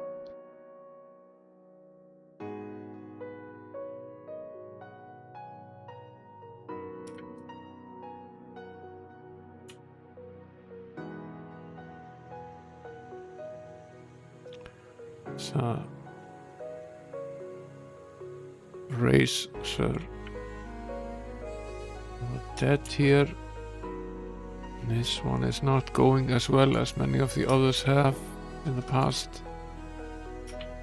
One is proving quite a bit more difficult. But, we win anyway, and the experience is not split to those in the party that perhaps needed it most, which is not good. We need to make our way back and heal up.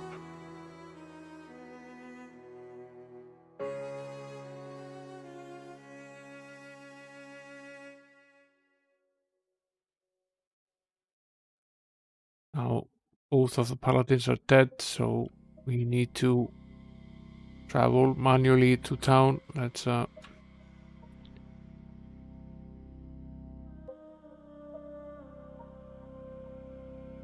have to spend a little bit of time on that. We can't walk on water for one, so probably can't get over the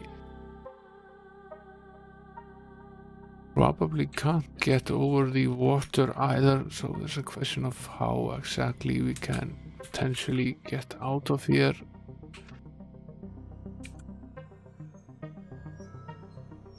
There's a chance that we actually can't Never stuck in this square here.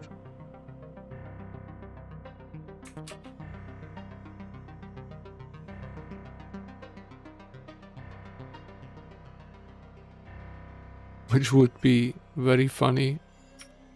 We've essentially soft locked ourselves in this position, and that is the case. We'll have to restart the game.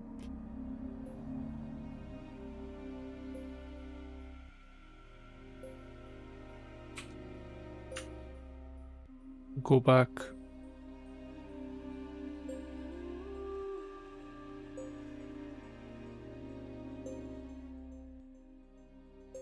Got pretty unlucky here. Let's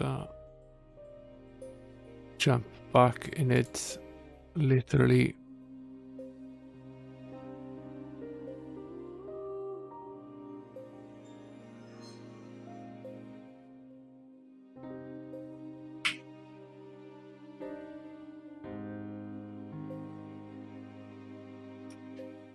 See that we are not actually fully rested. That's a bad idea.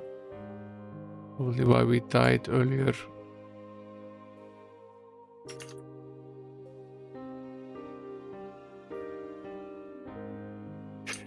The real time is a thing. The problem with Captive on the Amiga is that it's real time, and you need to react pretty quickly.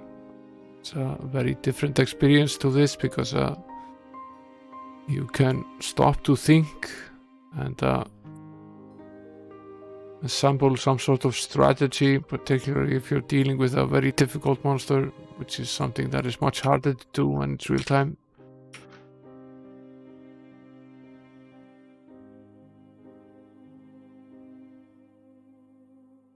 Turn-based combat is at least very different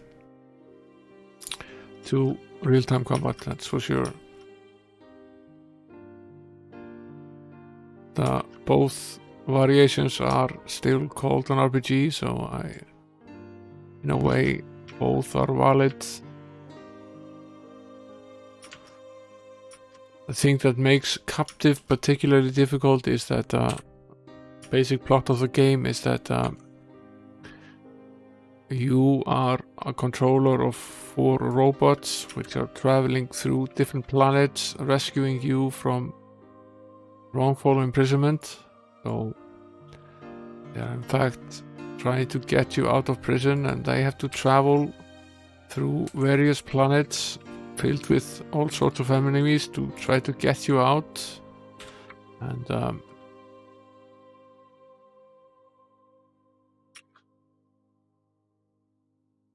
on the way they need to level up, and they also need to pick which skills to choose and which weapon classes to go for. And there are various shops in the game where you can buy weapons.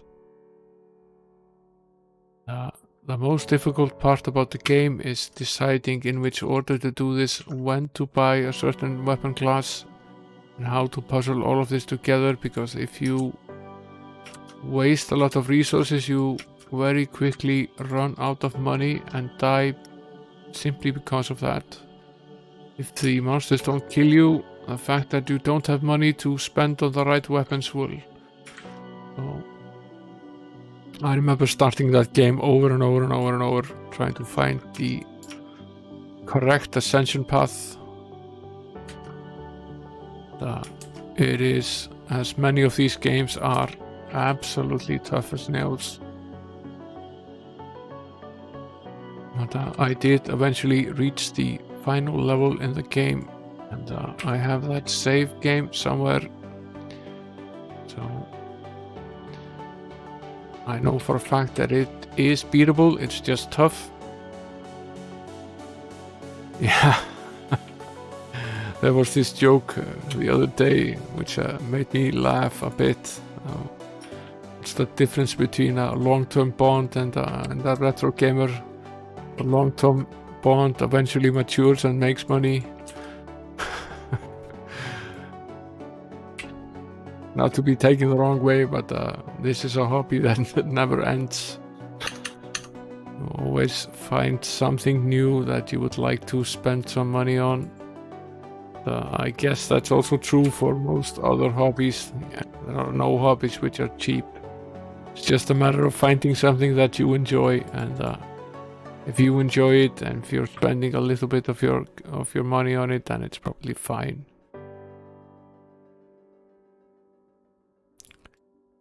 I've seen people, collectors, which I think have gone totally overboard. People that have something like 20 different Commodore 64s and hundreds of tapes that they never use.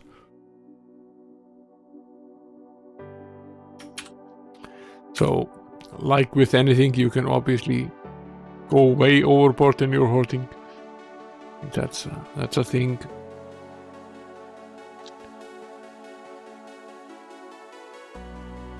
Now the game is at a point where a level is about 6 million, and it's getting more and more difficult to level up. So we're gaining a single level now every time, and we are up to 97 on the Forces Protection meter. So potentially we have 3 runs left.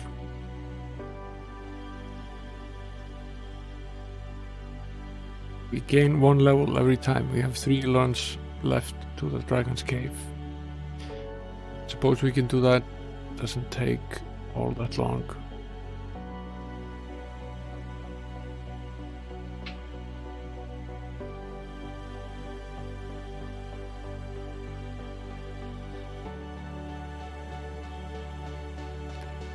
I hate to think what the state of our boots is after being in this dragon dung here for hours. We're probably at a point where we need to replace them.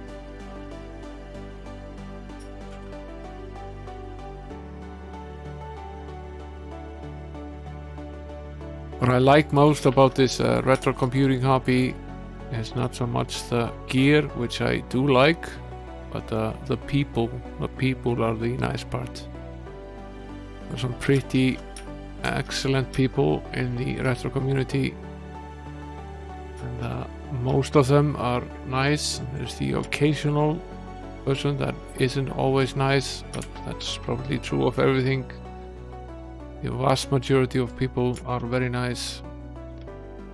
They're just out to help their fellows. No one is really trying to screw anyone over, or mostly not.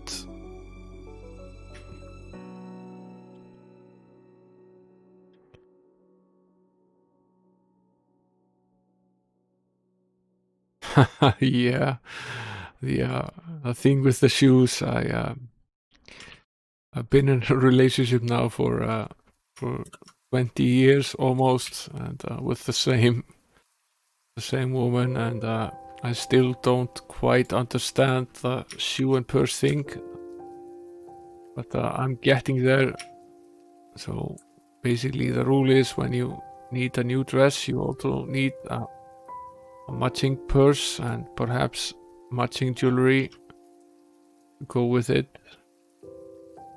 And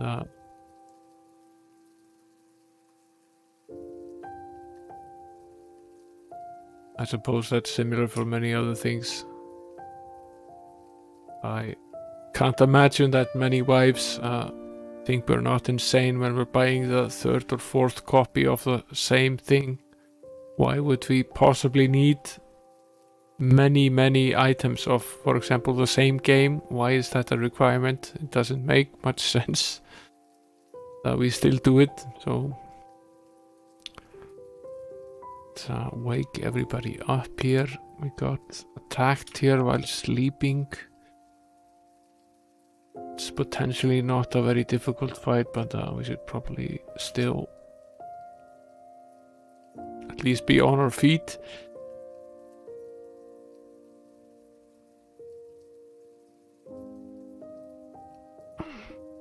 Of course it is, and I know many men that also collect shoes, mostly things like basketball sneakers. That's a thing, and many of them come to be worth a lot of money.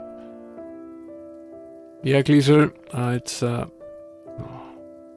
Almost 3 a.m. where you are. Good night, dude. Sleep well. Hope you've enjoyed this stream. And this series, this is probably going to be the last stream in this series. I see no particular reason to do another one.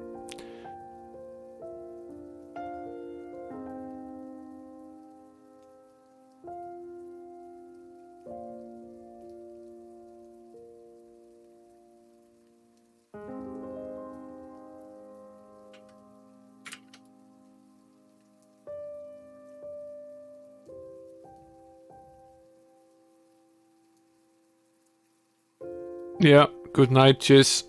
Let's hope that you sleep well as well. Those times when you accidentally fall asleep in the middle of the day, that's not good.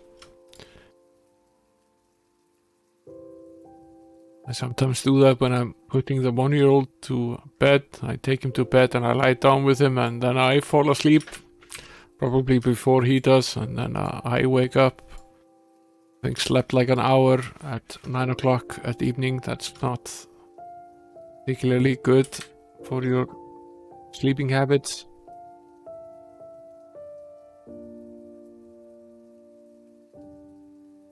Now,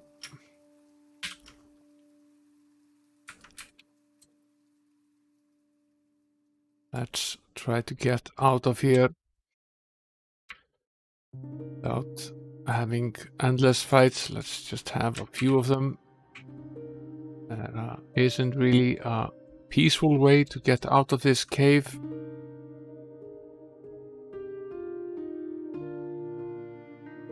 Yeah, Amiga Love, have a nice rest of the night. Thanks for coming.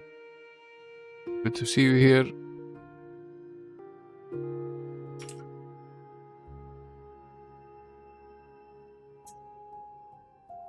Okay, and gotten out again. Let's try heading back to town. Sell some of this stuff here. I'm just filling our backpacks slowly, most of it low value stuff. We now have 23 million gold, which seems like an insane amount of gold. And we gain an additional level.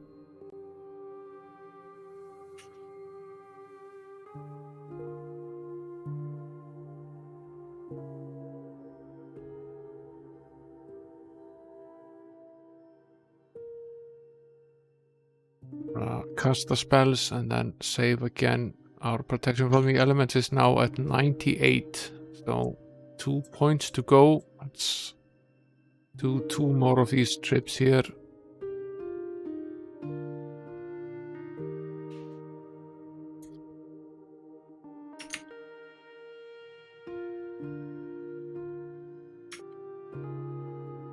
I'm hoping this is not an 8-bit counter and that it's actually 100 out of 255, because I'm not going through that at all. It might be, we'll never know. If we can't fetch the spell at 100, then I give up trying to get to it.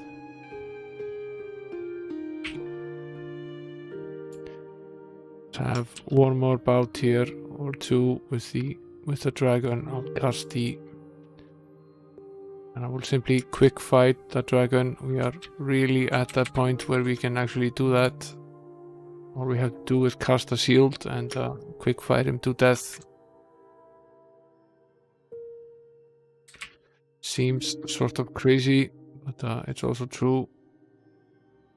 Now I probably won't survive another bout without sleeping in between, but we are actually getting close to being able to do that.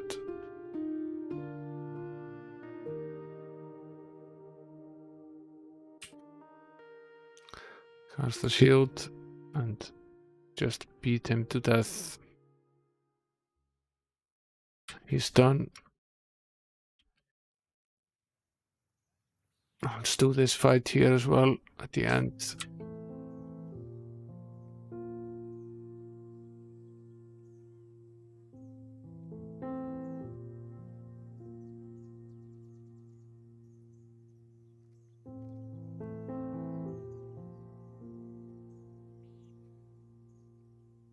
didn't see the follower seller. There seem to be quite a few of them going around Twitch right now. Don't remember there being this many of them just a few weeks ago, but they're popping up everywhere now.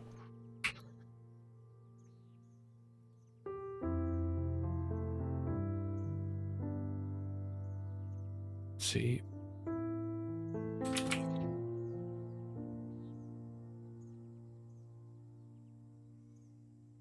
He's poisoned. Cure that.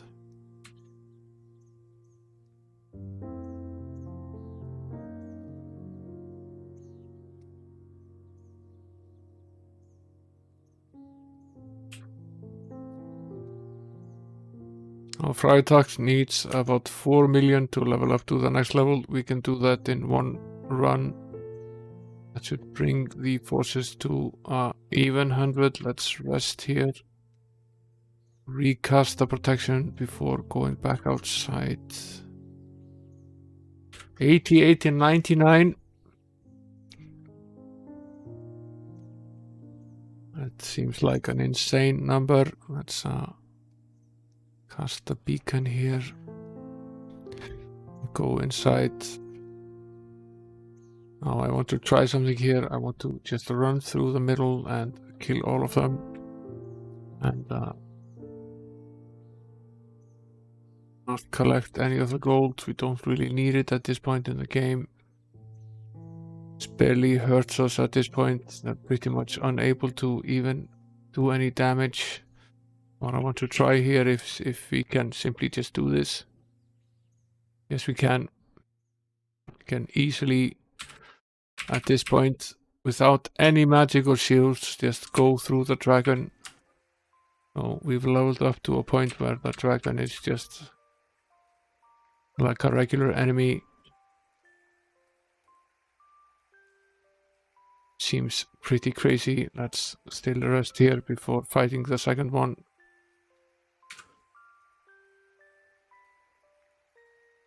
That is the protection spells mostly doing the work. They are now shielding us from pretty much 90% of the hits. Or at least enough that we can now easily get through them without much damage.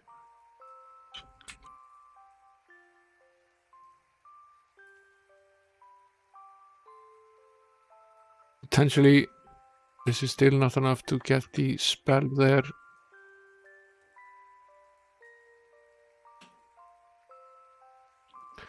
Get out here, rest, and go back to town.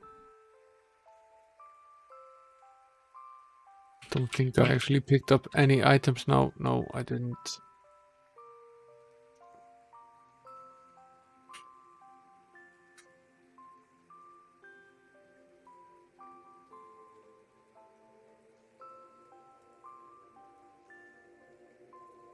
Now if I cast a spell, I'm at a full 189.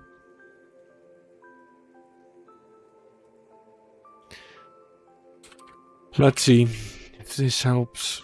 I don't know if it does. We can't really be any more protected. We can't go to 255 if that is even possible. I don't know if it is. If it is, then basically we would need to level up 155 more levels, which would take a while.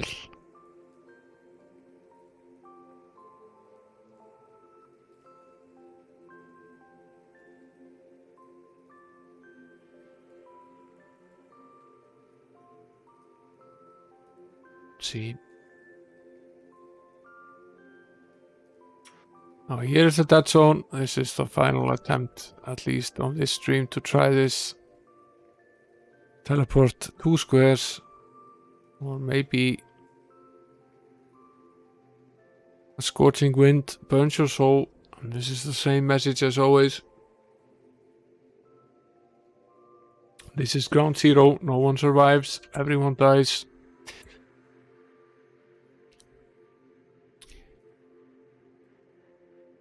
I wonder how on earth this could be possible.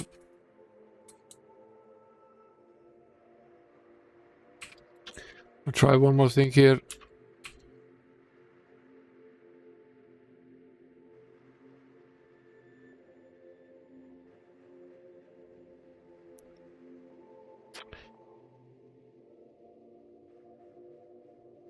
Now, if this doesn't work, I have one final thing. There is one battle in the game that we haven't won yet, and that is with all of the devils in the square cave. And it's basically the only battle that we have not won. So I think it's worth it to attempt it again to see what is to be gained. Perhaps there is absolutely nothing to be gained, but I want to try it once. Anyway, we got our asses whooped when we tried it on last night's stream. We've also leveled up some 30 levels now, so gained so much more additional protection. Perhaps we are a match for them now. At least more of a match than we were.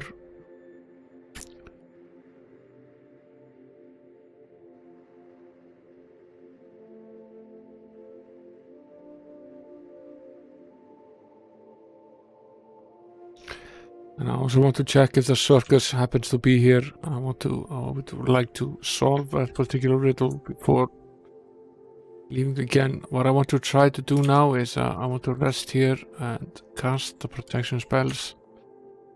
And I want to go one step forward here.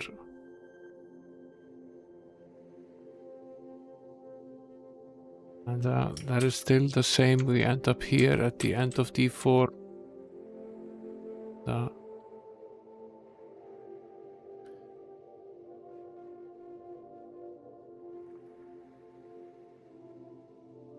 And I'm wondering if this is a part of all of this, whether we can go there again, and then perhaps it doesn't apply.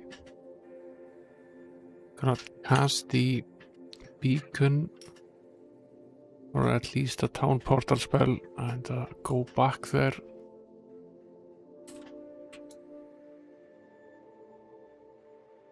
See if it changes anything. I don't think it does.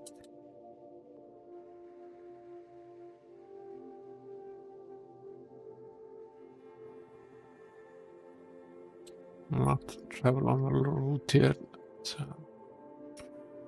Changes absolutely nothing, so this is worthless. Let's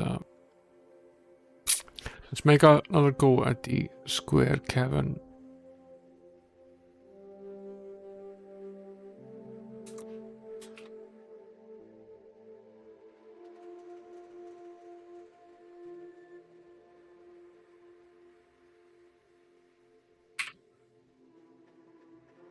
We can obviously go back in.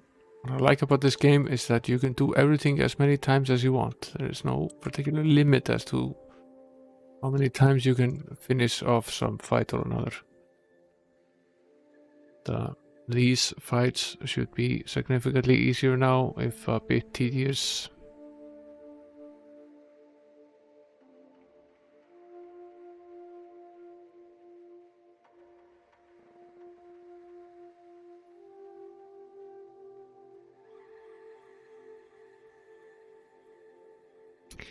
Now this is where good mouse activity comes in handy, because basically the quicker you click the mouse, the quicker you go.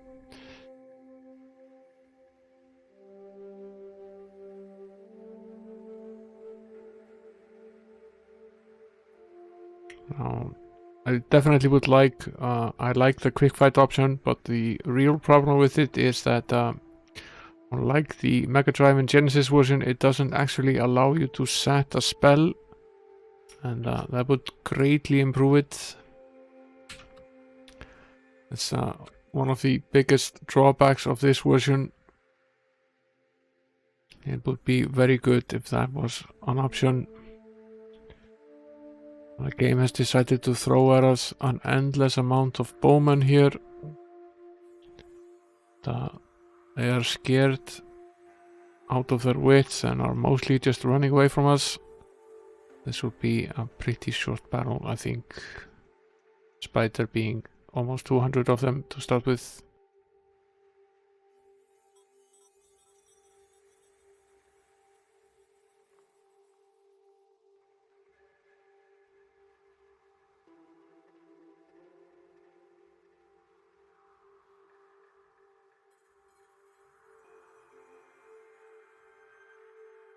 Magic of Dispel is actually finally down below the 1000 hit point mark, and we've fought 2 whole battles here. They eventually go down. Let's have another one before resting.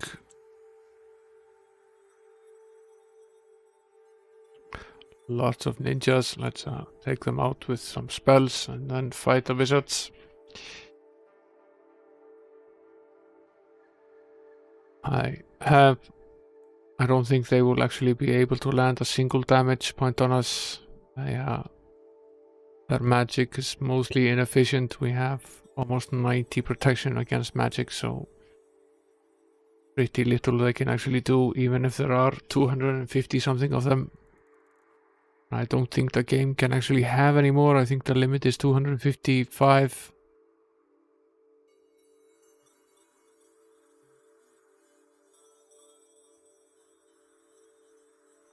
So what the game does to try to make things challenging after you level up is either add to the difficulty of the monsters that you are fighting, or it adds more of them, so at some point the fight is not completely random, and these are not completely random. They seem to be mostly balanced. The amount just goes to some insane number, and it just takes longer for you to get them down.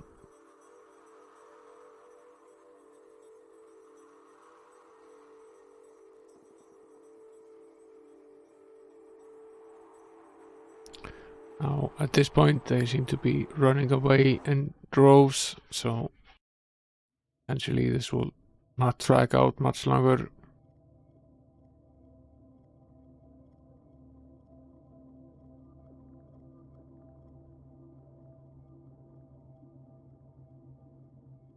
I think the wizard is actually pretty smart in that he probably tries to... He has 1 or 2 rounds of casting these lightning bolts, and if he's out of spell points, then he will run away, which is similar as to what we would actually do. So eventually we gain almost no experience from having this endless fight here. Let's rest before continuing. We've lost quite a few hit points. Had 4 of these battles now without resting. Oh, this is an interesting fight. There are 100 and something Amazons here.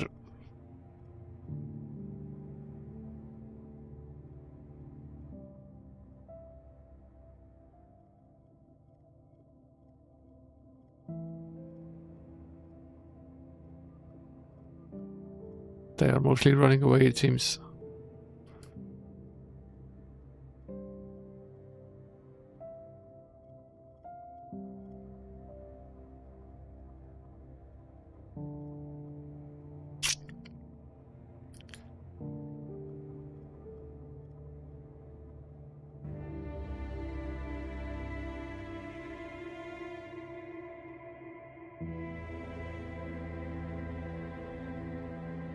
Down they go eventually, although we didn't really kill that many of them. At least 2/3 of them managed to run away. Lots of windmares.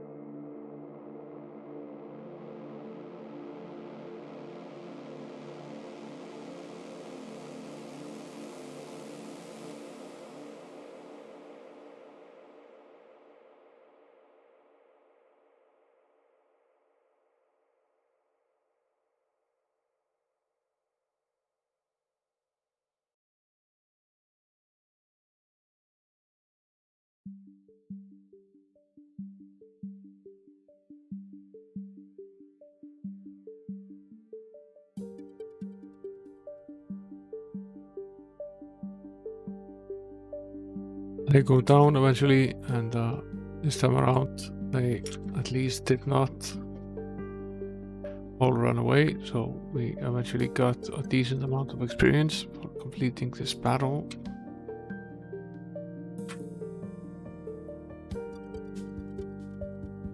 The priest is not a huge problem, it's his friend the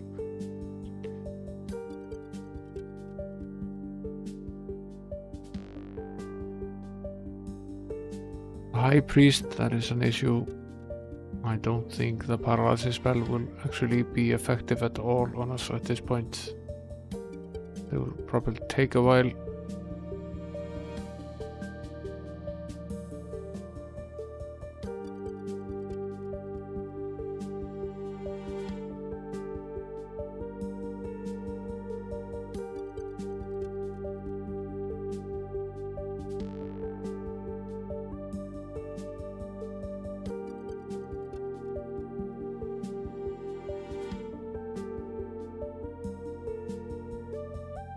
Now if I take my hand off the mouse,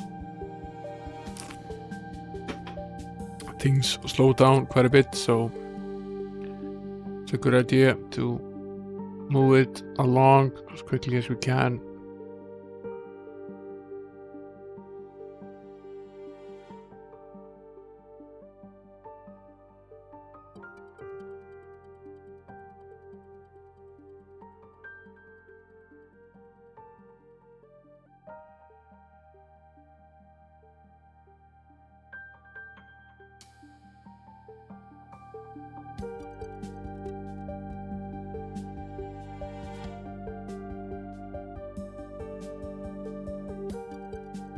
It's weird that despite the fact that we almost seem to be, at least in these battles, immune to magic at this point, that we are nowhere nearer to being able to approach this this point there near the dead zone. And that is despite actually finishing the game and changing history. Perhaps we should visit the palace again, see if the king wants to speak to us after all we've done here. Potentially we have some way of fixing that radiation situation. Didn't think of that before, it just occurred to me here now while I'm having these pretty mindless, endless battles here. Lots of stranglers here. Slightly more difficult version of the paralysis spell. Usually more effective, but at this point probably not.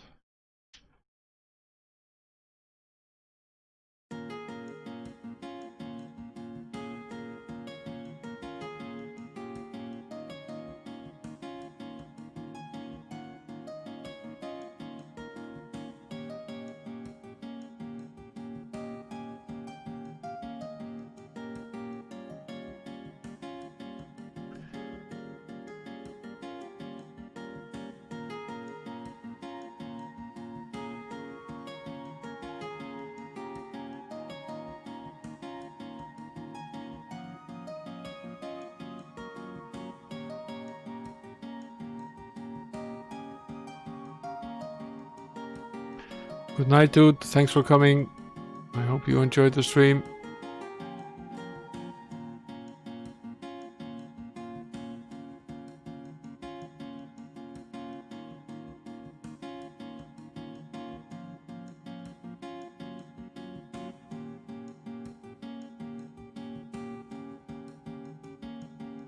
You're welcome. More than welcome. Half the fun of doing this is doing it with other people present. That is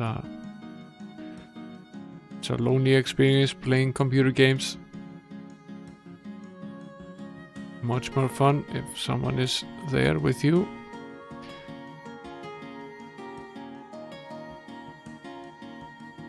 Now,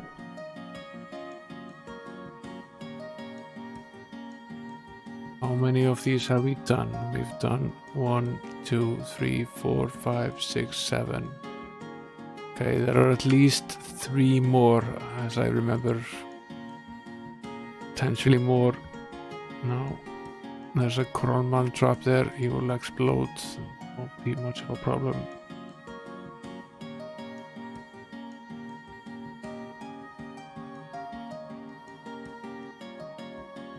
This is a difficult enemy, a death in a box. But it appears that he's mostly unable to do any damage. This guy used to be absolutely deadly, but now he appears to be very easy to deal with. His magic doesn't work anymore, so he's unable to eradicate us as he usually did. So there are 60 of them, and this would have been an impossible battle, but now it appears to be just a matter of going through the motions.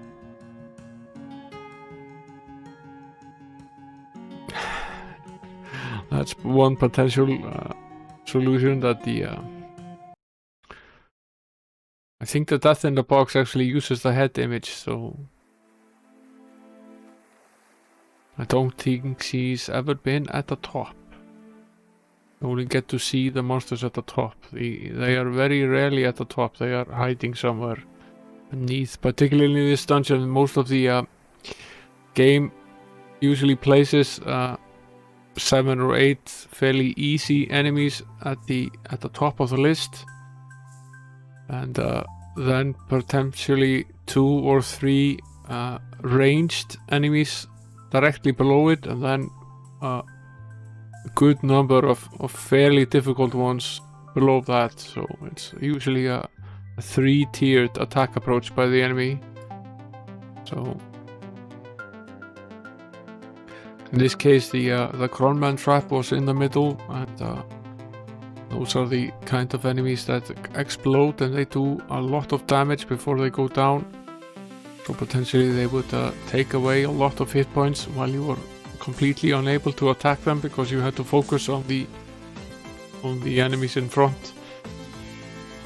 So at this stage of the game, the game is pretty strategic in the way it deals out these fights. They are supposed to be quite difficult. For all intents and purposes, the AI in this game is actually pretty good, considering this is a game that is 32 years old.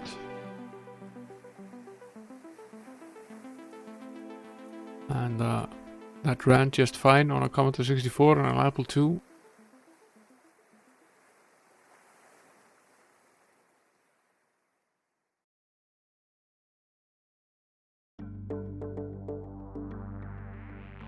I saw that there actually is a Mega Drive or a Mega CD actually version of the third game, but it's in Japanese only, and there is a problem with a lot of the RPGs for the consoles, is that they are only available in Japanese.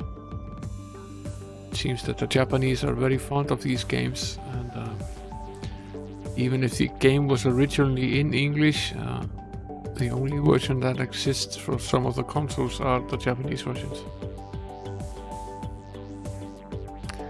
Perhaps that's just because the market for the consoles in the States, for example, most of the people that would have generally liked to play RPG games probably had a computer of some sort, a home computer or a PC.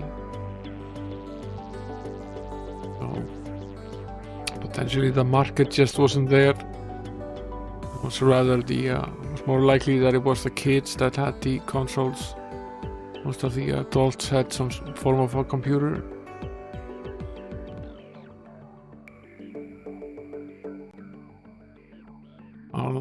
This was the Amazons that were at the top. We killed her minutes ago. We're still fighting through these endless deaths in a box here. I don't know how many variations of the disintegrate spell they've actually cast at this point, but it's a few.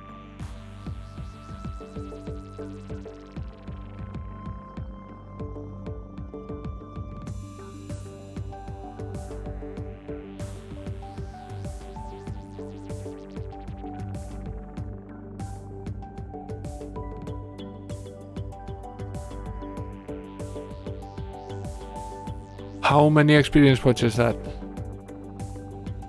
Is that 87,487,857? I think it is. I think it's 88 million experience points. It seems like a lot of experience.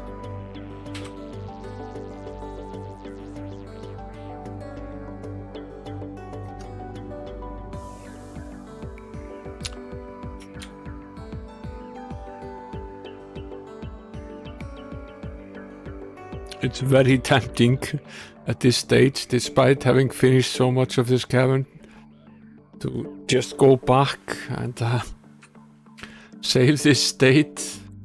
Not lose this, but we could potentially run away from the other fight, so let's... I don't like these fire fairies at all. I will attempt to take them down before they get a chance at stealing any of our stuff, and I succeeded. There are now 200 and something sewer rats left.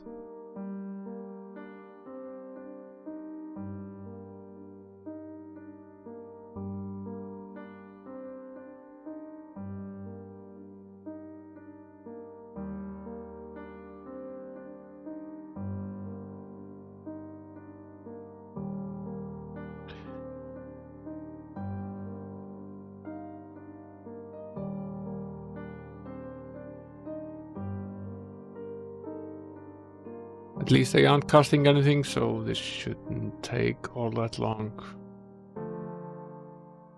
They added some friends here.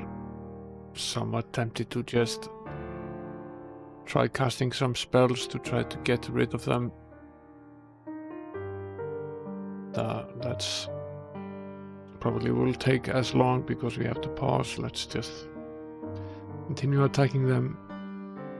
160, 150, 140, 130. Getting to a two-figure number again. And there they are.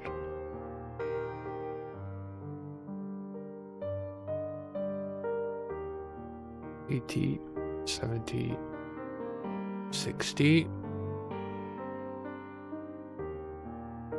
50, 40,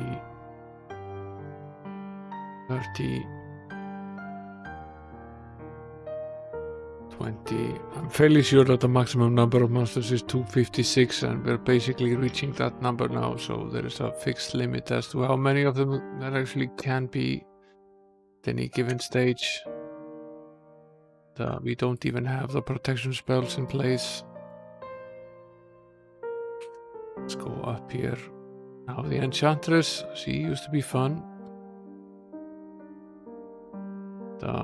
I guess the dancing sword spell doesn't work all that well anymore.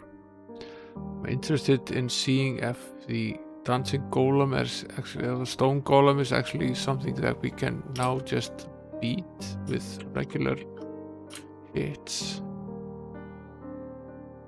He used to be a real problem, and he still is.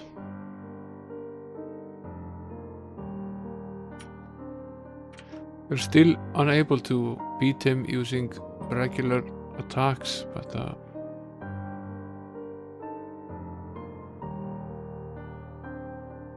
we can beat him with spells, and it happens a lot quicker than it did. It seems that our spellcasting has gotten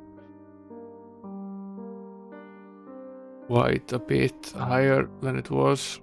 Now that just leaves the barbarians. The picture is of the Enchantress. She was at the top. This is the picture that is used for the Enchantress, which is the top level of them, and the Sorcerer, which is sort of mid-level. The Enchantress used to be a real pain in the ass in the game. It had this nasty spell that did a ton of damage.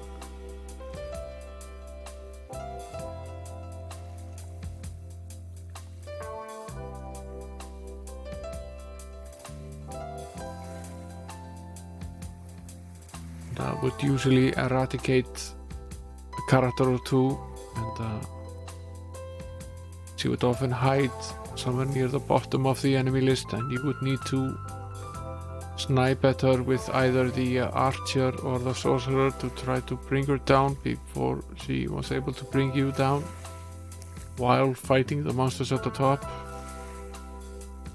Right now she's pretty harmless. So are the ninjas. I fought 20 or 30 of them here last stream and they were pretty tough. I kept having to revive the characters. They haven't actually landed a single unconscious blow yet.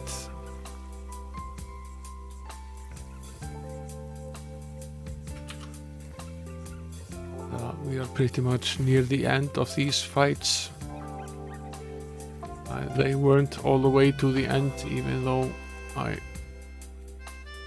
sort of feared that yesterday, that the worst was yet to come. It was basically over at some point. This might be the last one, and it's not even particularly hard. The Dark Knight, however, is a valuable, pretty good opponent. He will take quite a few hits. There are only 8 of them or so.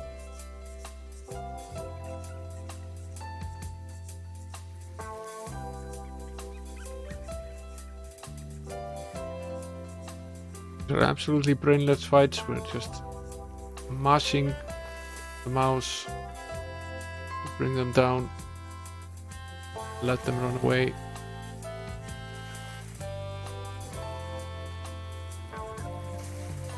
One of my friends was making fun of me and why I had bought a RTX 2070 Super for this machine if all I was going to do with it was play 30-year-old RPGs which are in 2D. Perhaps a valid point, but I'm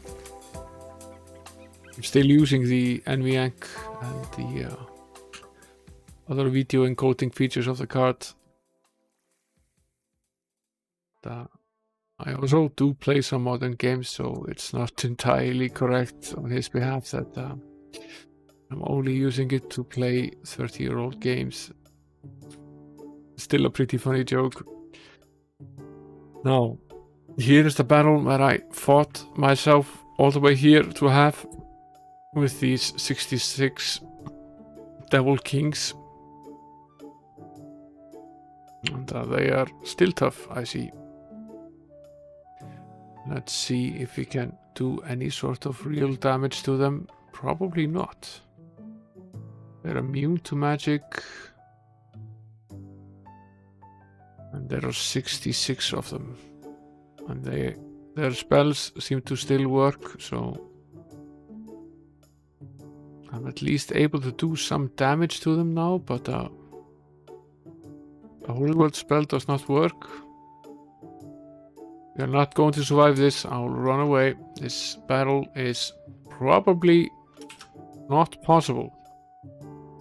It's probably only there to fool you because I started having this battle last night figuring I needed to complete it. But the game did ask whether I wanted to fight them, and in the end I did not at all. So the basic premise was just that I could simply leave. Monopoly is a fun game as well, but I have seen you enjoy quite a few Amiga games on the Amiga Mafia from Finland streams, which are actually one of my favorite streams. Not so much because of the games that you play, but because I find you guys very funny. It's mostly watching the two of you having fun playing these games, which is fun, not so much perhaps the games that you select to play. But some of them are actually pretty fun.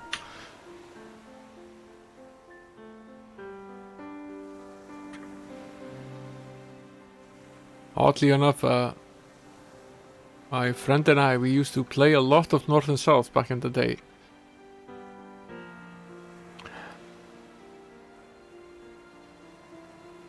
And it's actually not a bad game if you focus on playing it the correct way. it's not half bad, must be said.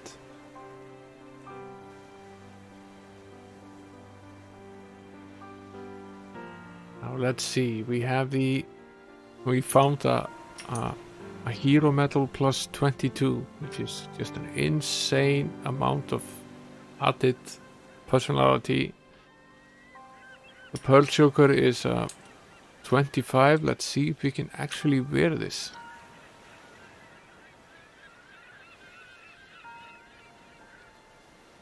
No, we can't. So it's not for the good alignment, so we need to sell it.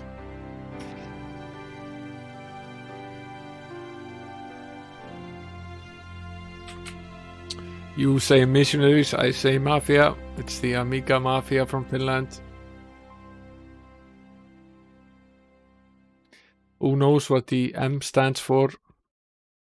Now we gained millions of experience points, so we are able to level up some, I don't know, 15 levels here, despite each level being millions of points. So we are now at some crazy high level in the game.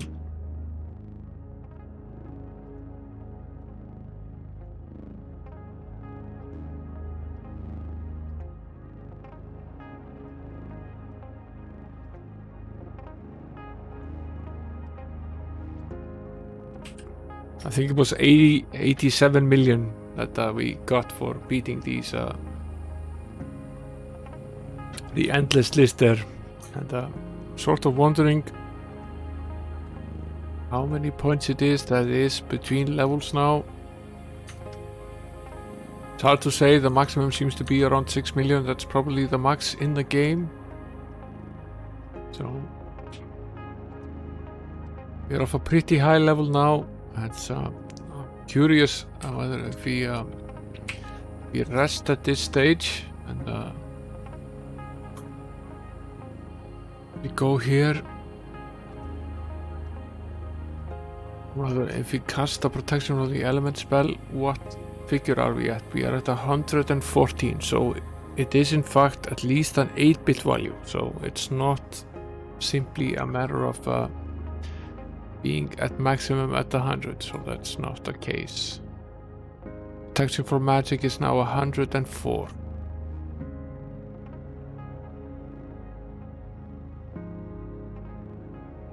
I don't think we could actually get any stronger. We've reached 1,000 spell points for the major spellcasters in the game, and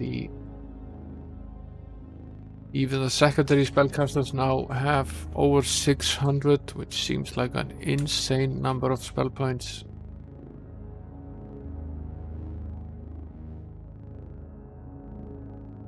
Now let's attempt this one more time.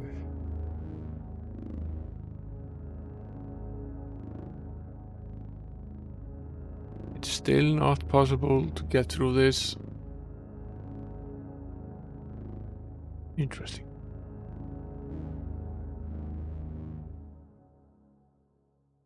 Maybe if I use the Nature's Gate spell.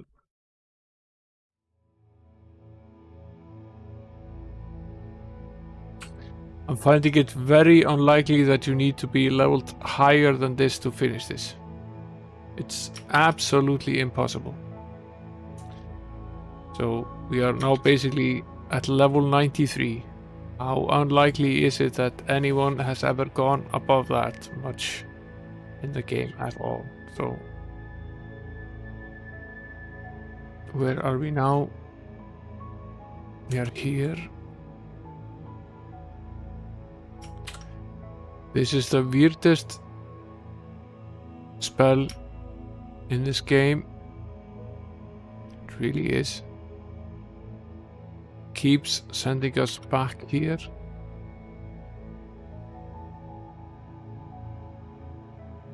Why does it do that?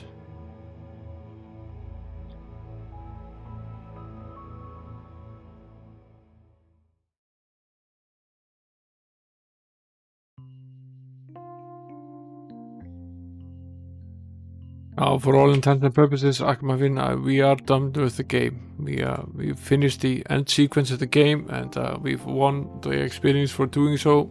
We've finished all the dungeons, we've finished all of the enemies. So we are in fact done with the game.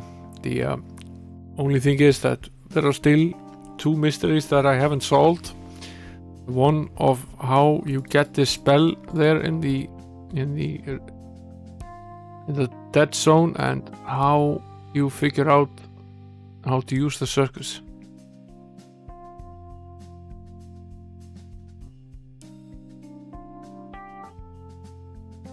This is just orange soda, the original Icelandic orange soda. Been made for many years. One of the very early sodas that was available here.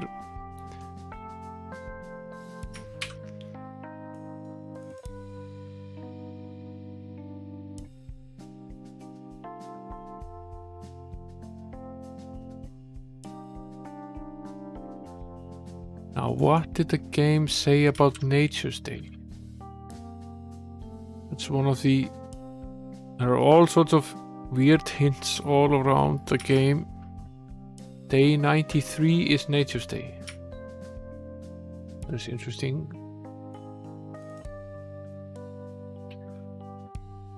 The circuit is still not here. Let's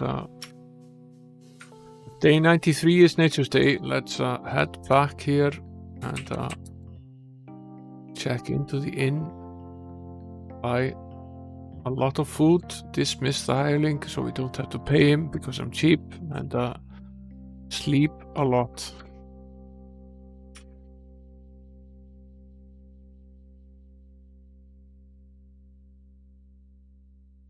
Sleep for basically 30 days, or close to that. Yeah, apple juice would perhaps be more appropriate with the Mac.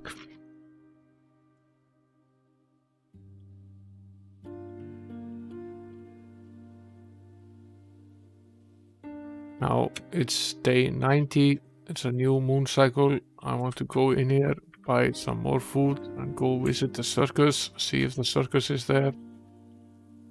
I've been searching for the circus for years now in the game, and it's never been there. Sign always just says, looks like the circus was there, but it's not. Annoyingly, let's head back. Perhaps we missed our chance with the circus. Perhaps it was just there for a few days at the start of the game and we needed to have solved it earlier in the game. That is entirely possible. It is now day 93, which is Nature's Day. Let's travel.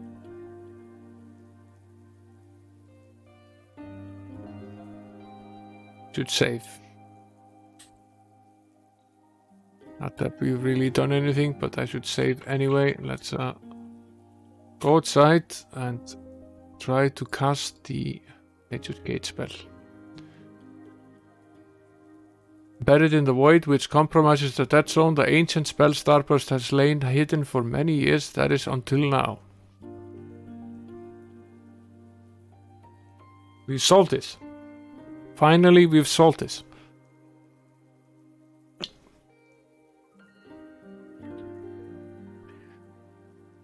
I hate unsolved mysteries, and this was one of them. So, we needed to cast the spell at exactly this day in the year, and that is the only way to get the spell. So now we have every single sorcerer and clerical spell in the game, which is good. So that mystery is solved, and that just leaves the mystery of the circus, which I have a feeling we will never solve. And oddly enough, because the only purpose of that is to increase our statistics in the game, we definitely don't need that anymore. We are basically almighty at this point. We could beat anything we set our mind to. So I will sign into the inn, and save the game for the last time. Yes, I am a bit of a perfectionist, I'll readily admit that. But it's also just I've been playing this game now for 110 hours, and it bothers me when John 1, the programmer of the game, outsmarts me. So it's not just that I'm a perfectionist, it's that I'm annoyed enough with the programmer of the game that I don't want him to get the better of me in this particular quest for these spells. So I've now solved the riddle of how to get this spell, and I'll leave the circus for someone else. Someone else has probably figured out how to solve the circus mystery. And I've checked into the inn now for probably the last time. I will make a backup of this pretty crazy and run that we've had here. I made a backup last night before going into the final battle.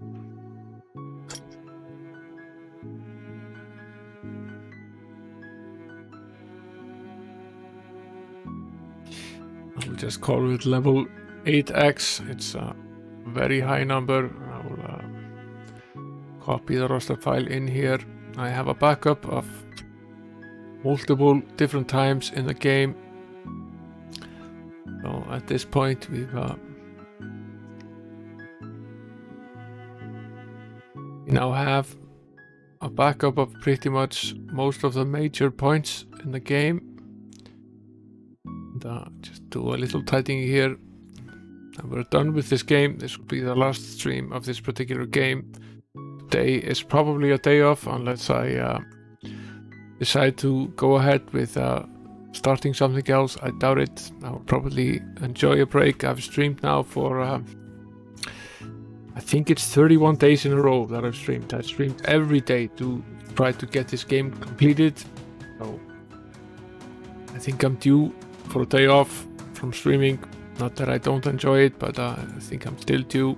So I can't believe you're still here. So and Assi is still here lurking in the shadows as well, and Longshanks. Do you guys want to raid someone, or do you just want to go to bed? That's it's entirely up to you at this point. Well, I barely made affiliate, so if the plan was to go to Twitch Mega Partner straight away, that plan has badly backfired. I think you need an average of well over 100 users per stream to make partner, and I was barely able to get over 3, so I'm a bit away from there. I'm basically at a level 3 where you need to be at least a level 100, and I think the 100 mark is actually just a minimum qualifier. It seems that it mostly isn't enough.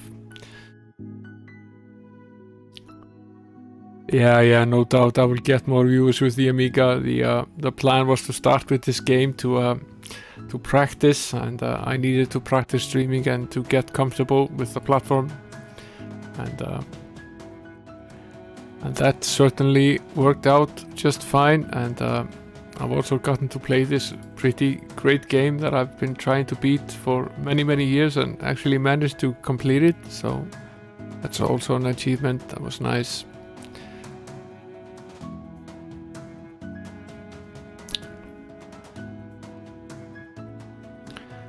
I might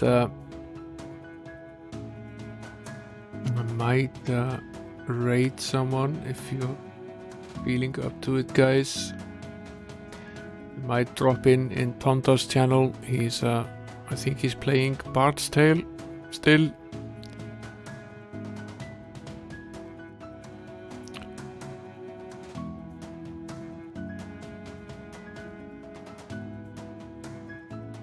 Yeah, let's raid Tundara.